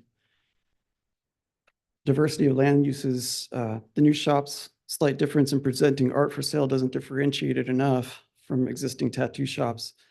It's pretty standard for all of us to have art all over the walls and to be for sale. This contradicts the goal of promoting the diverse land uses. As far as the facility issues that were raised, Laguna Beach's code doesn't include everything that's in the Safe Body Art Act, which the county would use. There's a few things that are not in their details. The problems are there's no practitioner sink in the procedure area shown in the project's plans, and that's a must. Could be ventilation problems required for toxic chemicals we use, and a structural hole in the ceiling is against regulations at this point. Until that's fixed, it would be out of compliance. And that's all outlined in the health and safety code. There's no clear definition given if it's a permanent facility or a temporary demonstration booth, and regulations are different for each. As far as the CEQA exemption goes, the Class 1 CEQA exemption that was granted, the historic significance of Laguna Tattoo may not have been properly evaluated. A threat to a qualifying or potential historic resource could be considered. And is it a sure thing there's no cumulative impact of having two same type facilities within the project site? Being that we both sell fine art and have the same body art services with little differences. Public opposition, there's unprecedented public opposition. In this case, every other previous facility approved or disapproved only had maybe 5 at the most. This is getting over 20, I think now. Market saturation, we have the most shops, there's 6, 5 are presented to staff. So there's a lack of comprehensive information that they made their decision based on. Considering these points, it's evident that the new project could have detrimental effects on both Laguna Tattoo and the neighborhood's historical character.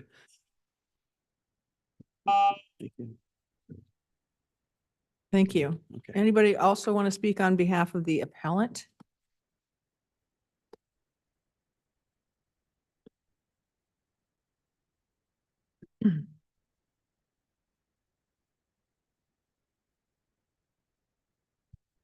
Good evening, council members and mayor.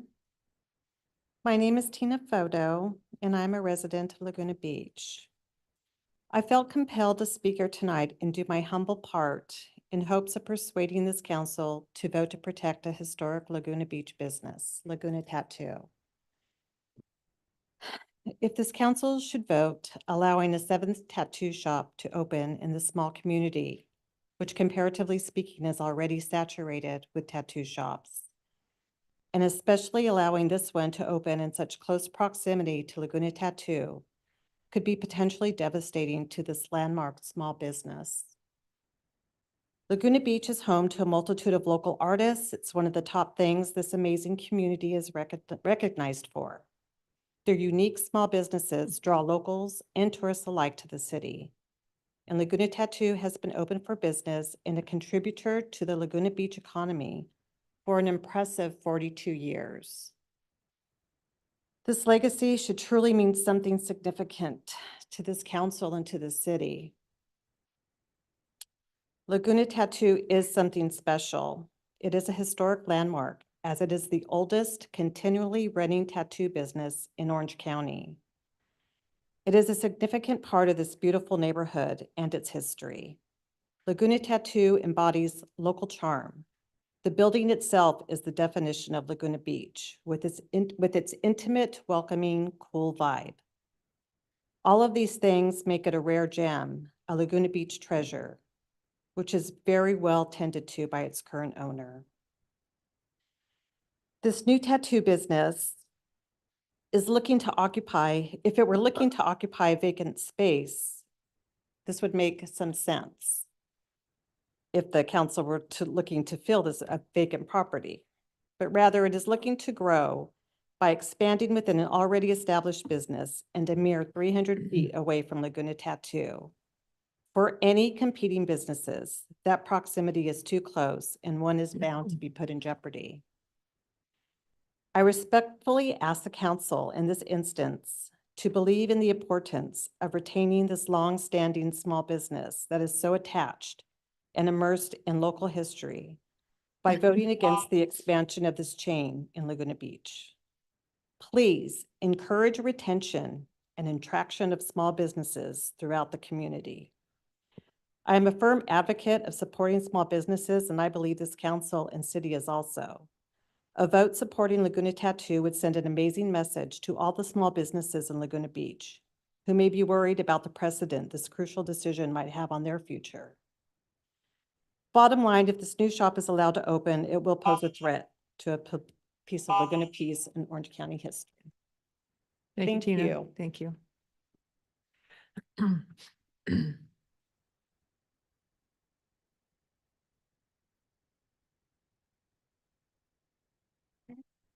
Hello, council members.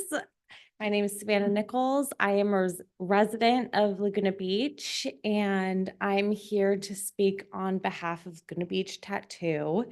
I want to start off by saying that those who seek out body art, it is not something flippant. It is something that is very, very meaningful. You are putting it on your body for forever.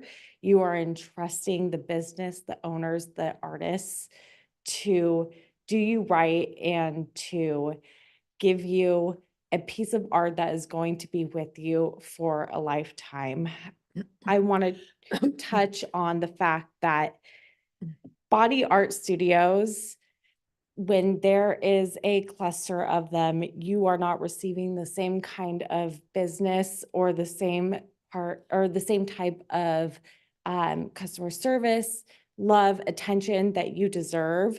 With Laguna Tattoo, there is no question about what you are going there to expect. I was there with my best friend 15 years ago under different ownership when she went to get her first tattoo.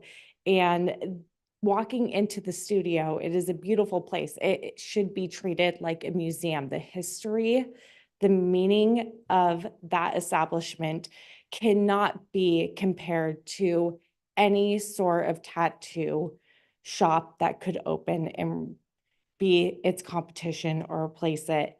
I think that there is a huge uncertainty about how that customer service, the art, the treatment that you receive in Laguna Beach can differentiate when you start allowing other owners to come in such close proximity to this shop.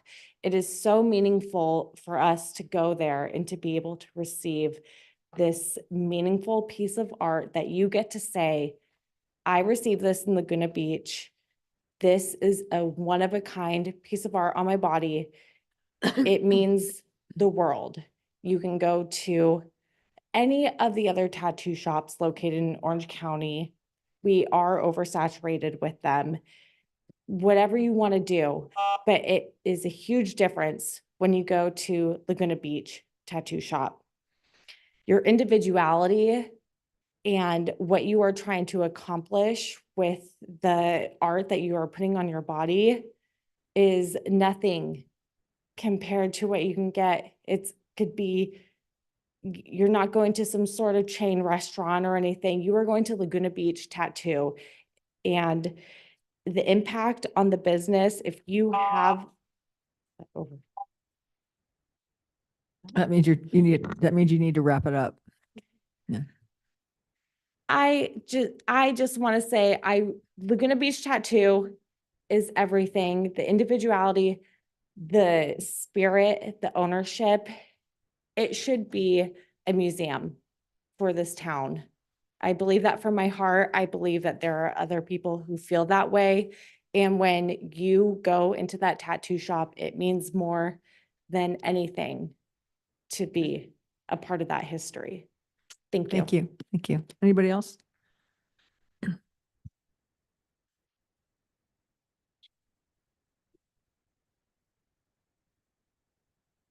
Good evening, council members. I grew up in Laguna Beach, and it's comforting to see and know that the town has continued to keep its individualistic character. So many beach cities have become commercialized, like the Dana Point Harbor, for example, is being massively expanded and redone, displacing and even removing businesses that have been there for years. Laguna Beach is known to have a historic feel, which brings so many visitors every year because people love and miss having that feeling. Laguna Tattoo is an institution that has been here for over 4 decades. It is a part of the culture and history of this town. Another tattoo shop in such close proximity is unnecessary, considering that there are already 6 in the city. Laguna is a small city. A lot of larger cities don't even have as many tattoo shops. Keeping the city's historic shops and artists will prevent it from developing into a big city feel that so many people are trying to get away from. It is not about business competition. It is about a valuable piece of Laguna's history set up to contend with the chain business to the point of detriment. Tattoo business is not like other businesses such as beauty, clothing, or food and hospitality. It does not thrive or benefit from clustering. Artists will flee business to seek work in other productive situations. This will cause quality and hiring issues. There is already a business occupying the space, and the city's most historic body art shop will have to struggle in an unsustainable situation. Please keep these points in consideration while deliberating this historic matter. Okay, thank you. Anybody else?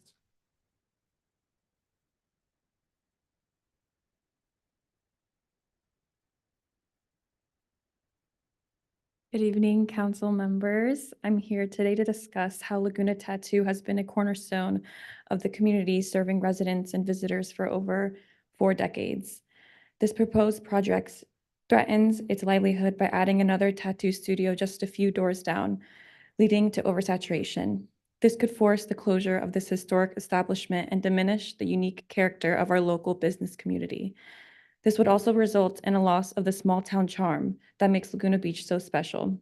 It's uncommon to see 2 similar businesses in such close proximity, and as someone who appreciates artistry and the success of local artists, seeing multiple artists possibly struggle to stay afloat in an over-challenging business environment is unfavorable. Clustering these businesses or making it a free-for-all is not ideal for tattoo shops, whereas for gift shops or clothing shops, this could be a different story. As an individual who studies environmental and public policy in light of the California Environmental Quality Act, I find it important to recognize how historical establishments like Laguna Tattoo play a crucial role in our community's environmental and cultural landscape. Allowing oversaturation could lead to the closure of this historic shop, undermining the principles of CEQA and erasing the vital part of our community's history. Additionally, this is the only business that survived this long on the street. 42 years of business is extremely unique. Also, the commercial space is not a vacant spot that needs to be filled. It is already an operating business. As a gallery, there is no conflict. Please oppose this project to protect the history, economy, and character of our community. Thank you for your time and consideration. Thank you.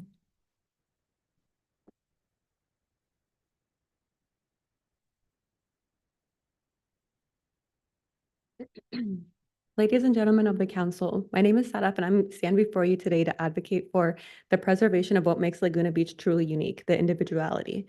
Laguna Tattoo, a historic establishment that has not only adorned our streets, but has woven itself to the very fabric of our community. The importance of Laguna Tattoo symbolizes the soul of the city, a symbol of our commitment to fostering creativity and embracing diversity. Its significance cannot be overstated, and the people of Laguna cherish the unique, homey, individualistic feel of the city. To allow its essence to be diluted by the arrival of another tattoo shop just a few doors down would be a tragic deviation from what Laguna stands for. We must consider not only the livelihood of the artists who call Laguna Tattoo their home, but also the broader impact on our city's characteristics. Artists, like many others, are struggling to stay afloat in the challenging times. We cannot afford to turn a blind eye to their livelihood, and having 4 or more artists this close to each other would come in the way of this. As a master's counseling student and an aspiring clinical therapist and mental health professional, I have to advocate for the mental stability of the artists who consider these places their safe havens. The preservation of Laguna Tattoo is not just about preserving a building, it's about safeguarding a piece of our history and invaluable contributions it has made to our community. The clustering of businesses, particularly that threaten the unique identity of our city, only serves to suffocate the very essence of that makes Laguna Beach so special. Let us not forget that our city is already oversaturated with businesses, especially tattoo shops, comparably. Adding another tattoo shop in such close proximity to Laguna Tattoo would not only be unnecessary, but also undermine the legacy of this iconic establishment. In conclusion, I urge the council to consider the broader implications of this decision. Let us stand together in defense of what makes Laguna Beach truly exceptional, its small-scale individuality and unwavering support for its artists and small businesses. Thank you. Okay, thank you. Anybody else speaking on behalf of the appellant? Okay, the applicant, you have 5 minutes. Please come forward.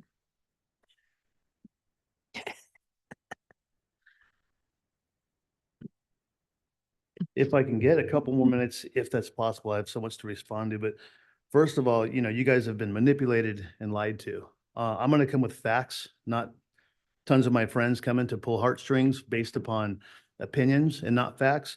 First of all, they keep using the word historical. It takes 50 years for a building to be qualified as historical, and you still have to be nominated to even be accepted, right? Like the building next to Whole Foods. Let's first touch on saturation. And I'm going to give real numbers that anyone can find from researching. This is a big fact. According to online research, 6 million tourists visit Laguna Beach every year. Statistically, it's almost 50% of them will have at least one tattoo. Venice Beach has 10 million visitors a year with 15 studios. That's roughly 1 studio per 660,000 visitors. Miami has 1 studio per 100,000 visitors. Laguna has 1 studio per 1.2 million visitors per capita of studios and visitors. Laguna Beach has the least amount of tattoo studios, which completely annihilates Brian's main argument of saturation. Statistics prove his opinion to be wrong. I've worked as a tattoo artist for 31 years. I've worked hard. The building in question, I bought that building. I purchased that building. I pay property taxes on it. I also purchased a home on Monterey. You heard me speak earlier. So I'm not just a proprietor in Laguna Beach. I'm an artist. I'm an artist for 40-something years, and I'm a resident of Laguna Beach. I do want to say some things. The owner of Laguna Tattoo, Steve, offered to sell me the studio about 3 years ago. I didn't need it because I had just bought the building, and this is one of my plans to have the studio in the building. So he's not even the original owner. The original owner has been a friend of mine for at least 30 years, and I didn't want to buy the building. So Brian's new. Second of all, the issue of hurting his business has nothing to do with me opening up just down the block. I'm going to tell you the factual reasons why he's scared, and he can do something about it. And I would offer him free advice. People can pay me in my industry to consult. They pay me a lot of money to consult with them on how to open up studios properly, even private equity groups. Brian has a studio that I've known.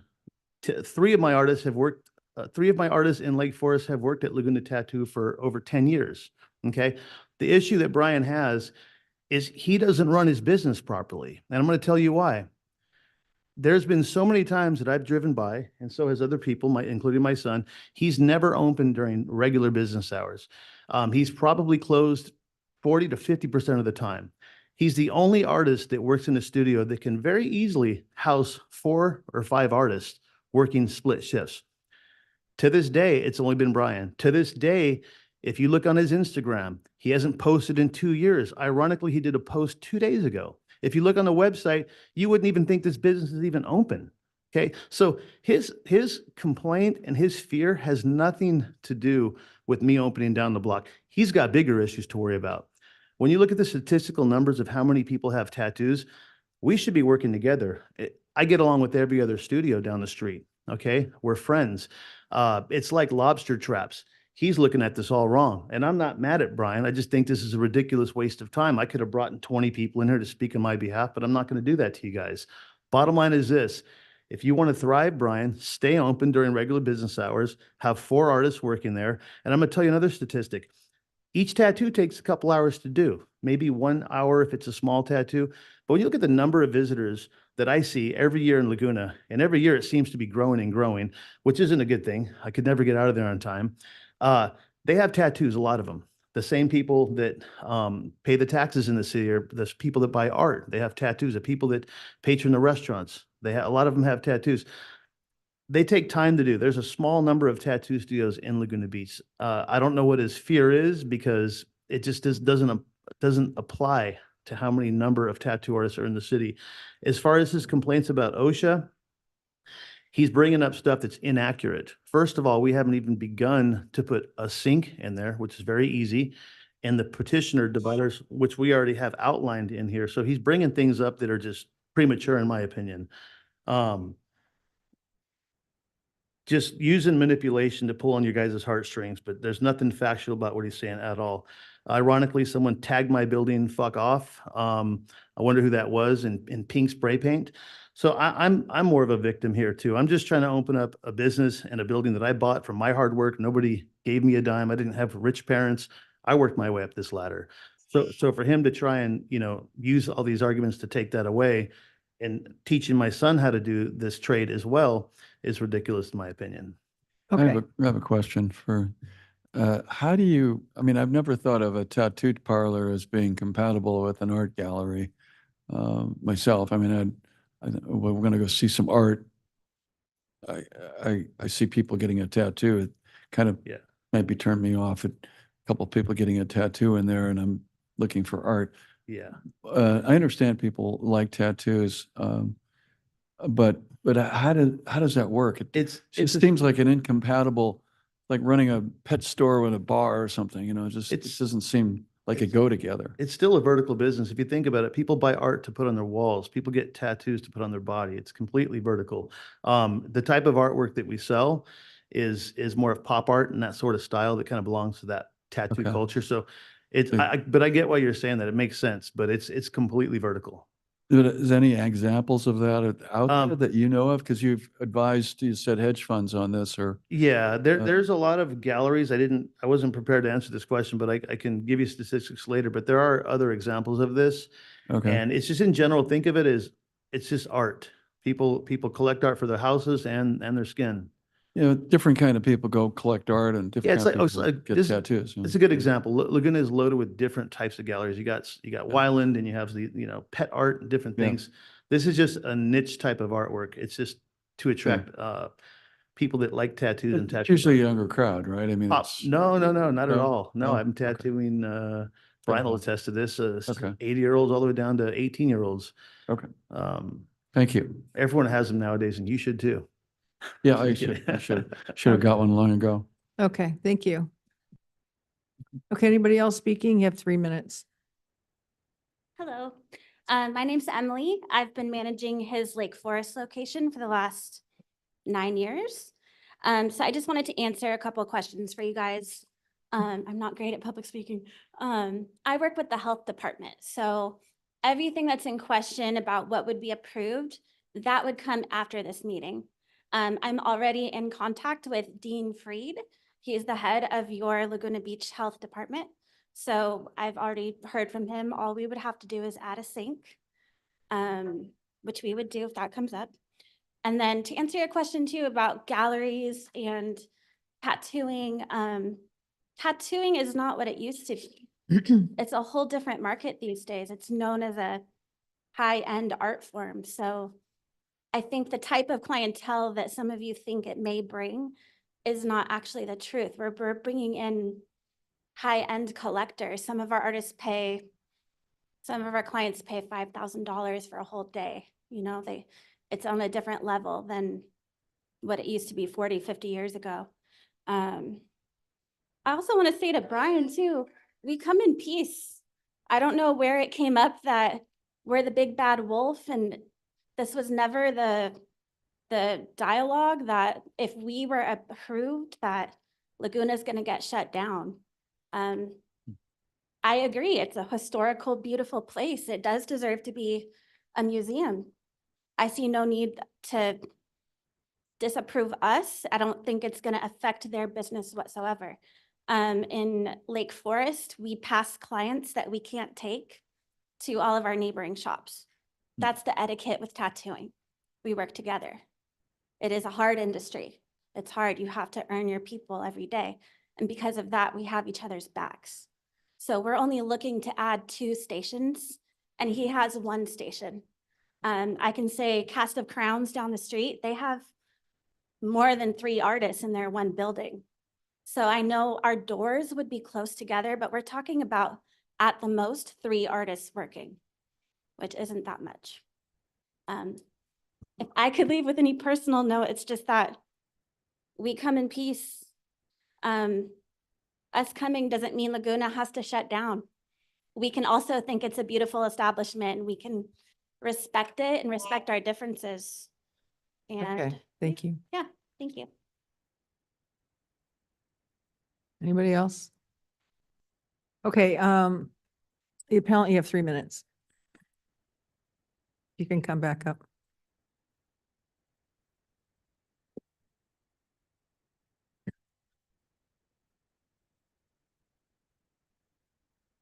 Okay, so I'd just like to respond to why I even brought up problems with the facility. That's necessary in an appeal. There's differences between the Laguna Beach Health Code and the OC Health Code, such as the structural hole in the ceiling mostly. I'm not trying to attack their facility. I feel necessary to bring up legitimately in an appeal. I also was not going to bring up the problems that are arising in the neighborhood already between the facilities. I think this goes to show that, well, it speaks to the problem of adverse effects on adjacent properties. I had nothing to do with some vandalism. I wasn't even going to bring it up, but they have gone as far as to submit public defamation to the permanent record about it. I left it alone, but there's that. I've gotten threats about it. Nothing to do with that. As far as oversaturation and stuff, I've been in the business as long, 33 years now. I've worked in a lot of different situations and seen how these shops work close by. Some referrals do happen, yes. There's more problems than referrals, more problems than help. Normally, I've been in all kinds of different shops. So that's where it's coming from. It's coming from 33 years of experience in multiple different facilities. And yeah, so that's my response to those things. As far as saturation goes and the real numbers, yes, there's the visitors that come to Laguna. We have the most restrictive travel and accommodations than any other surrounding city. So we also have to look at the number of people that actually get tattooed out of all these people. It's a very special day. It's a very select thing that somebody does on, on average once a year, maybe twice in a year. That's your average customers. There are customers who have large work that get multiple sessions and they come as long as they want or as often as they can. As far as how hard do I work? I did little things last 2 years and stayed open 7 days a week. And any of the police can attest to this. I'm there 2, 3 in the morning. I'm the hardest working tattoo artist in this town as far as I can see. I drive around these, well, some of them have CUP requirements where they're closed after 9 o'clock or whatever hours. But no, I work very hard. And as far as advertisement goes, they don't know my advertisement tactics. If I post on Instagram recently, it's because I wanted to. And if I didn't, it's because it wasn't necessary to get business. Instagram, some people do that. I do it enough. I have all kinds of messages there and all kinds of that. So I do my advertising a different way and it's effective. I'd like to hire people and keep them employed. Thank you. Can I ask a quick question? So Brian, it seems like, I don't know much about tattoos at all, but it seems like over the last decade, it's been a growing industry. Prior to, so 2012, it looks like was the first, like of the second oldest store in Laguna had a CUP approved in 2012. Prior to that, were there like how many ballpark tattoo parlors were there in town? Laguna Tattoo was the first and only for a period of 30 years. That's what all that history was about and why it's important and why it could qualify for registration in California. It's because of that. There was only that one. So up until 2012, the next one was let in and successive ones after. Okay, thank you. Thank you. That's all. Okay, I'll close the public hearing, bring it back to council. Madam Mayor, if I might, Yeah. we were able to find, and by we, I mean the very resourceful Ms. Kazama, some further information on your codes that might help clarify. And Councilmember Whalen's point on chapter 7.65 is spot on. Just reading from an excerpt from a staff report back around 2009. On April 9th, 2008, the Planning Commission considered a proposed tattoo establishment on South Coast Highway. Staff reported to Planning Commission during the review of that proposed project that because Laguna Beach does not have an ordinance that allows or requires the Orange County Department of Health oversight and inspection of tattoo and body piercing studios, there's not legal authority for the county health department to regulate or inspect those types of establishments in Laguna Beach. At the end of the Planning Commission meeting, it was requested that City Council consider adding an ordinance to the city's municipal code. Staff obtained a copy of Orange County's model ordinance regarding tattoo establishment regulations and prepared chapter 7.65, which you adopted at that time, mirroring the county's requirements. So it is indeed the county that has the authority through that adoption to enforce your code, that same code. Thank you. Thank you. Thank you for the history. I have a couple of questions. So one of the points that was raised by the appellant was, the finding that Planning Commission made was for the CUP was under the no more obnoxious or detrimental to the welfare of the neighborhood standard, right? And he was, I think, saying that staff had concluded that welfare of the neighborhood, you can't take business competition into account under the phrase welfare of the neighborhood. Did I hear that right? I believe that is what was stated. Your findings, of course, are what give you the ability to, what you need to consider, of course, to adopt a CUP, and you need to back your findings with facts. We don't have any facts in the record, statistically substantive about competition. You don't have any standards about that. So the Planning Commission based its findings on the facts available in the record and proceeded. Okay. So you're saying there was no factual evidence that there was going to be, the competition was going to somehow impact the welfare of the neighborhood. Is that? Correct. Yeah. And then under the finding, the proposed use will have no substantial adverse effect on the abutting property. Says, which is interpreted to mean the impacts related to noise, light, and glare or public safety, but does not include potential financial hardships adjacent competing businesses. Whose interpretation, where is that interpretation taken from? What is that? What's the basis of that interpretation?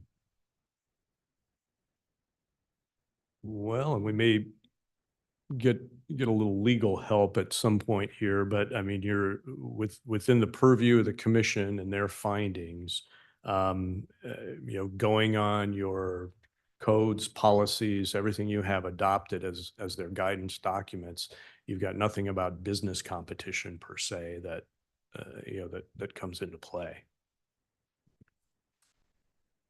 Okay. I mean, usually there, yeah. Okay. I see the conclusion. It's just, I don't quite follow all the reasoning on that one. But, and then the last question I had was, under the CEQA exemption, this is on page 9 of the staff report, the second paragraph on environmental analysis. It states there will be no significant cumulative impact of successive projects of the same type in the same place over time, as there are no other art galleries with a tattoo body art service component within the general area. So the distinction there seems to be, well, it's an art gallery with a tattoo body art, and they're the only one that's like that, that's unique. Under the CEQA, I mean, if this were just another tattoo parlor, let's say the business was identical, or say it was jewelers, two or three jewelers. I mean, is that, you could have a cumulative impact from the same businesses being located adjacent to one another? Councilmember Whalen, I don't think that's right. I think that the cumulative impact is from the multiple intensifications of different uses and the impacts from those. And in this scenario, we're talking, there's negligible intensification of use, and because the impact is really just the project itself consists of very minimal internal alterations. Okay. And so not by itself does that, just the two businesses would create cumulative impacts necessarily. Okay, so CEQA doesn't. So in other words, Look if at there that. were 3 body shops next to one another and the noise emanating from a cumulative of 3 versus 1 Correct. could have a noise impact on, yeah. Yeah, so if you have It's not the noise impact on each other, it's the cumulative impact impacts to the environment. to the environment. I mean, to me, regardless of all other considerations here, it's the distance between the two businesses. And, I think under imbalance of land use, although body tattoo facilities are not prescribed land use in the C1 zone, approval authority may grant a CUP that it deems may grant a CUP, not required to, after conducting a public hearing to be similar and no more obnoxious. So it seems like all the tattoo parlors are in the C1 zone, right? I mean, they're all there. None of them are in any other zones. I mean, is there a difference in approval from any of these other 6 that are there? I don't know that we can answer specifically which zones they're in now, but within that 300 foot, they're likely that C1. Seems like they're all on Coast Highway or close to Coast Highway. I can't tell exactly. My second question concerns this open ceiling that you have the applicant mentioned, or the appellant mentioned this. You have to have smooth surface for all the walls and ceilings. That's not a consideration? Whatever we've got in chapter 7.65 and the building code would be what prevails. So if it speaks to that, then it would be an issue, but, Okay.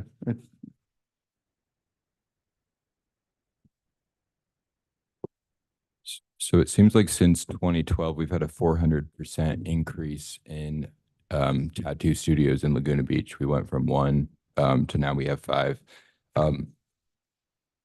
Hypothetically, if there were evidence to suggest that these were creating a nuisance or a public safety issue, that could be the basis to say it was more obnoxious. Would that be the case in a hypothetical situation?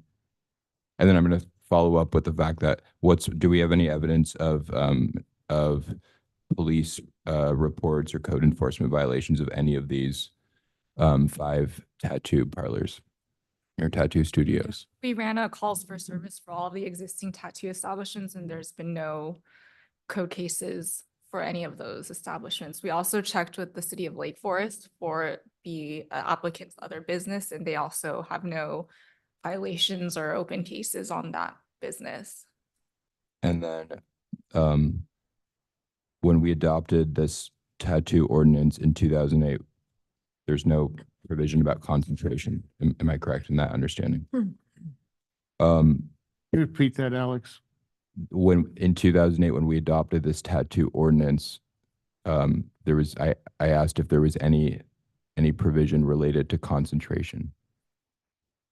And then do we know what happened in 2017 with that studio being denied that Brian referenced? I'm not sure if it's the exact same business, but I recall that there was maybe issues with the other tenants because I believe it was part of a multi-tenant, and I believe there was something with the HOA. I don't think it was related specifically to the tattoo use. I think it was the location and the surrounding tenants within that mixed-use development. Okay, so it was a different set of circumstances. I believe so. And then Megan, so we have, as council, we have a policy-making role and we have a quasi-judicial decision-making role. What are we doing tonight? That's a good question, Mayor Pro Tem. This is quasi-adjudicative. So you are taking in evidence, you are weighing that evidence, and you are applying that evidence to your existing codes and policies. When you wear your legislative hat in a different capacity, you write the law and you decide what the policies are that you're later going to implement. And so tonight you're sitting in the role of the policies you're interpreting the policies you've already adopted as applied to the facts that are before you. So the question is not whether we like tattoo shops or tattoo shops that are also art galleries. Is that accurate? That what we're here to do is look at how this relates to our code. Correct. You have, in order to issue a CUP, you have 4 findings as set forth in your staff report, that if you have the facts to support those findings, the CUP can be issued. If you were to, for example, consider a moratorium on tattoo parlors because of saturation issues, that would be a policymaking goal that you'd have to put on your agenda for another night. That wouldn't be tonight. Correct. And then there's and this tattoo studio met those findings.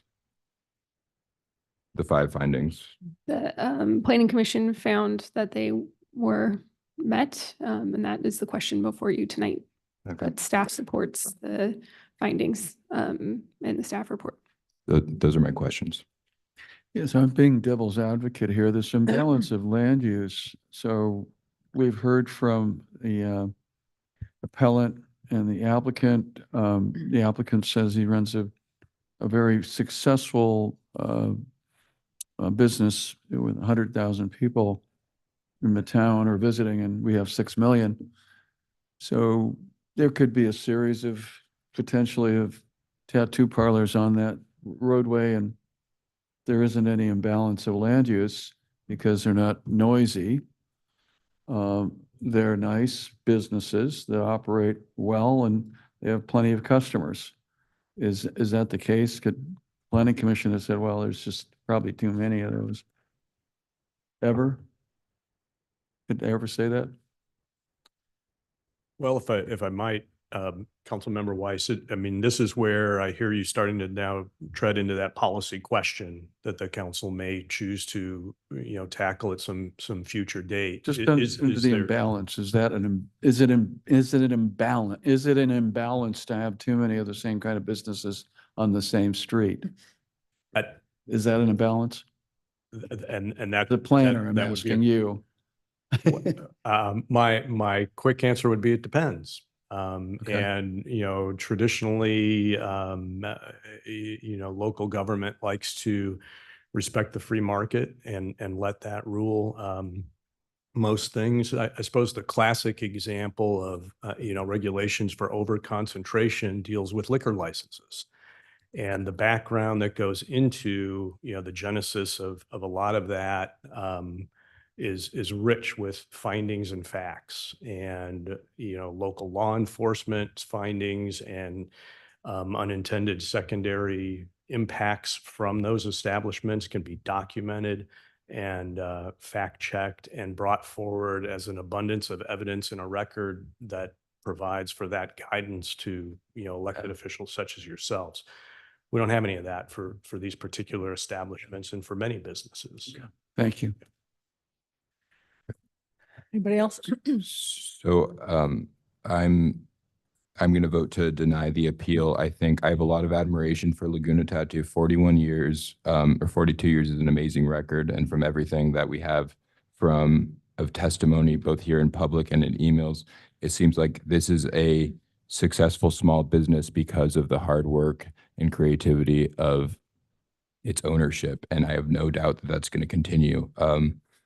It's really, as I look at, as the city attorney indicated, our job today is to act in a quasi judicial role. And so we're supposed to make findings based on the existing laws. Even if we were all against tattoo shops in Laguna Beach, this would not be the proper venue to be talking about that. What we're here to do is to look at the findings. There's no, I think the Planning Commission got it right. There's no, and I can make the findings for this. The concerns that the appellant raised about health and safety code, that's for the county to decide. So if that's an issue, the county, I would assume would deny the permit. So that's for them to decide. That's not within our purview. I think I really agree with a lot the commentary about how shops like Laguna Tattoo are what make Laguna such an individual and unique place. And to me, I think what's interesting about Laguna Tattoo is there was no CUP required for it originally, because when you have the government getting involved in regulating land use and trying to pick winners and losers and regulate competition, ultimately that doesn't lead to individuality. That hurts the little guy and it hurts small business. And we want to be a place that's values creativity and entrepreneurship. So I'm never going to come to either of your tattoo shops myself, but that's not what this is about. This is about your role as an entrepreneur. I just think when I look at the evidence and the record in front of me, I cannot, there's no reason to suggest that this is not an approvable project. So I will vote to deny the appeal. And I'm a free market guy myself, Alex, but at the same time, cities do have the ability to decide what they want to be. And earlier tonight, when we were discussing the retail market evaluation, there's and I think that even something like what we're talking about this evening, I think that it would be worthwhile at some point to have a discussion with the city manager and, evaluate, years ago, we talked about the number of galleries on Forest and what the proper tenant mix is. And I do think that we have the ability, and especially when you look at over tourism, and if you want the downtown to become ruled just by tourists, what type of tourist serving businesses, you have to keep an eye on it, or you can turn into Coney Island. So I do believe in free market, don't get me wrong, but I still think that it requires attention. And I think that the Planning Commission, I would have in a perfect world liked it if the Planning Commission would have maybe raised the flag and said, well, great, we'll approve this one. But, you know, maybe there should be a conversation about a future moratorium and we can get a snapshot of what the future looks like and really understand, you know, what we think the, you know, the appropriate number of these competing uses are going to be. So I just think it needs to be a conversation in the future, but I do agree that I don't think that we really have the ability to deny the new shop. And I do hope that the two can work together and mend their ways and see if we can have a healthy environment over there. And just so everybody, it's a win-win situation. Well, You know, when I was on the planning commission, 2008 to 2012, we had a saturation standard, right, for downtown. So when then it may have been, it was when you were on TUSA. So when things would come through, you know, you looked at that in the downtown specific plan area. It was a specific directive you had to look at. But it was pretty subjective and you felt like you were picking winners and losers, and why would you do that? I think, you know, Mark, I appreciate, you know, your overall sentiment and comments, but, you know, think about it, right? Think about the number of coffee shops that have opened in Laguna in the last year and a half, right? Think about the number of jewelers downtown who are in proximity to each other, number of art galleries. I think, you know, I think the planning commission made the right decision here, under the no more obnoxious or detrimental standard based on the record before them. And I just think you need to be, I don't think that the saturation standard is a panacea. I think it can be more a fly trap when you're in it, because when you get actual projects before you and they're lining up to say, well, don't approve another ice cream shop because there's one, you know, 5 blocks away. You know, it's a bit of a Pandora's box. But anyway, I'm going to support denying the appeal on this one because I think on the record before us, all the appropriate findings can be made to grant the CUP. okay. Any other comments? I have a couple comments. Carmel doesn't have any ice cream stores, Bob. You have to go to a grocery store and get ice cream in there. Really? Yeah. You like ice They cream? don't have Go any. to They didn't Carmel. want all the ice cream on the sidewalk. Mhm. You also can't wear heels on the sidewalk either. Did you know that, George? Pardon me? You can't wear heels on the sidewalk either. up I there. don't, Did you know? I've never worn heels on the sidewalk. It's right. Well, try it. Right. You're going to get. I follow you- local laws. Yes, because so many, you know, because their sidewalks are uneven. And so It's people, very they get a uneven. lot of philosophy. Yeah, it's Yeah, very you can't wear uneven. heels. Yeah. Which is fine with me, I haven't seen the sign though. Yeah, I'm gonna go along with my council colleagues here. I've served on the planning commission for 5 years and I'm very familiar with walking through. You know, and Bob's right. You do they do kind of have you picking winners and losers, and it's not very comfortable to do. We have the only saturation that I know, or any call that we could make on businesses is in the downtown specific plan, which is outside of this area, is that you can dial back the number of restaurants if you have too many restaurants, and you have to notify the coastal commission, but that's about as far as it goes. So do we have a motion here? I would move to deny the appeal and adopt and sustain the planning commission's decision to approve the conditional use permit and adopt the resolution. I'll second. All in favor? Aye. Aye. Nay. Okay, that's 4-1. Thank you, everyone. Okay, council, do we have any council member items for tonight? Anybody? No? Okay, we are adjourned until 4 PM on May 28th. Closed session, open session 5. Thank you.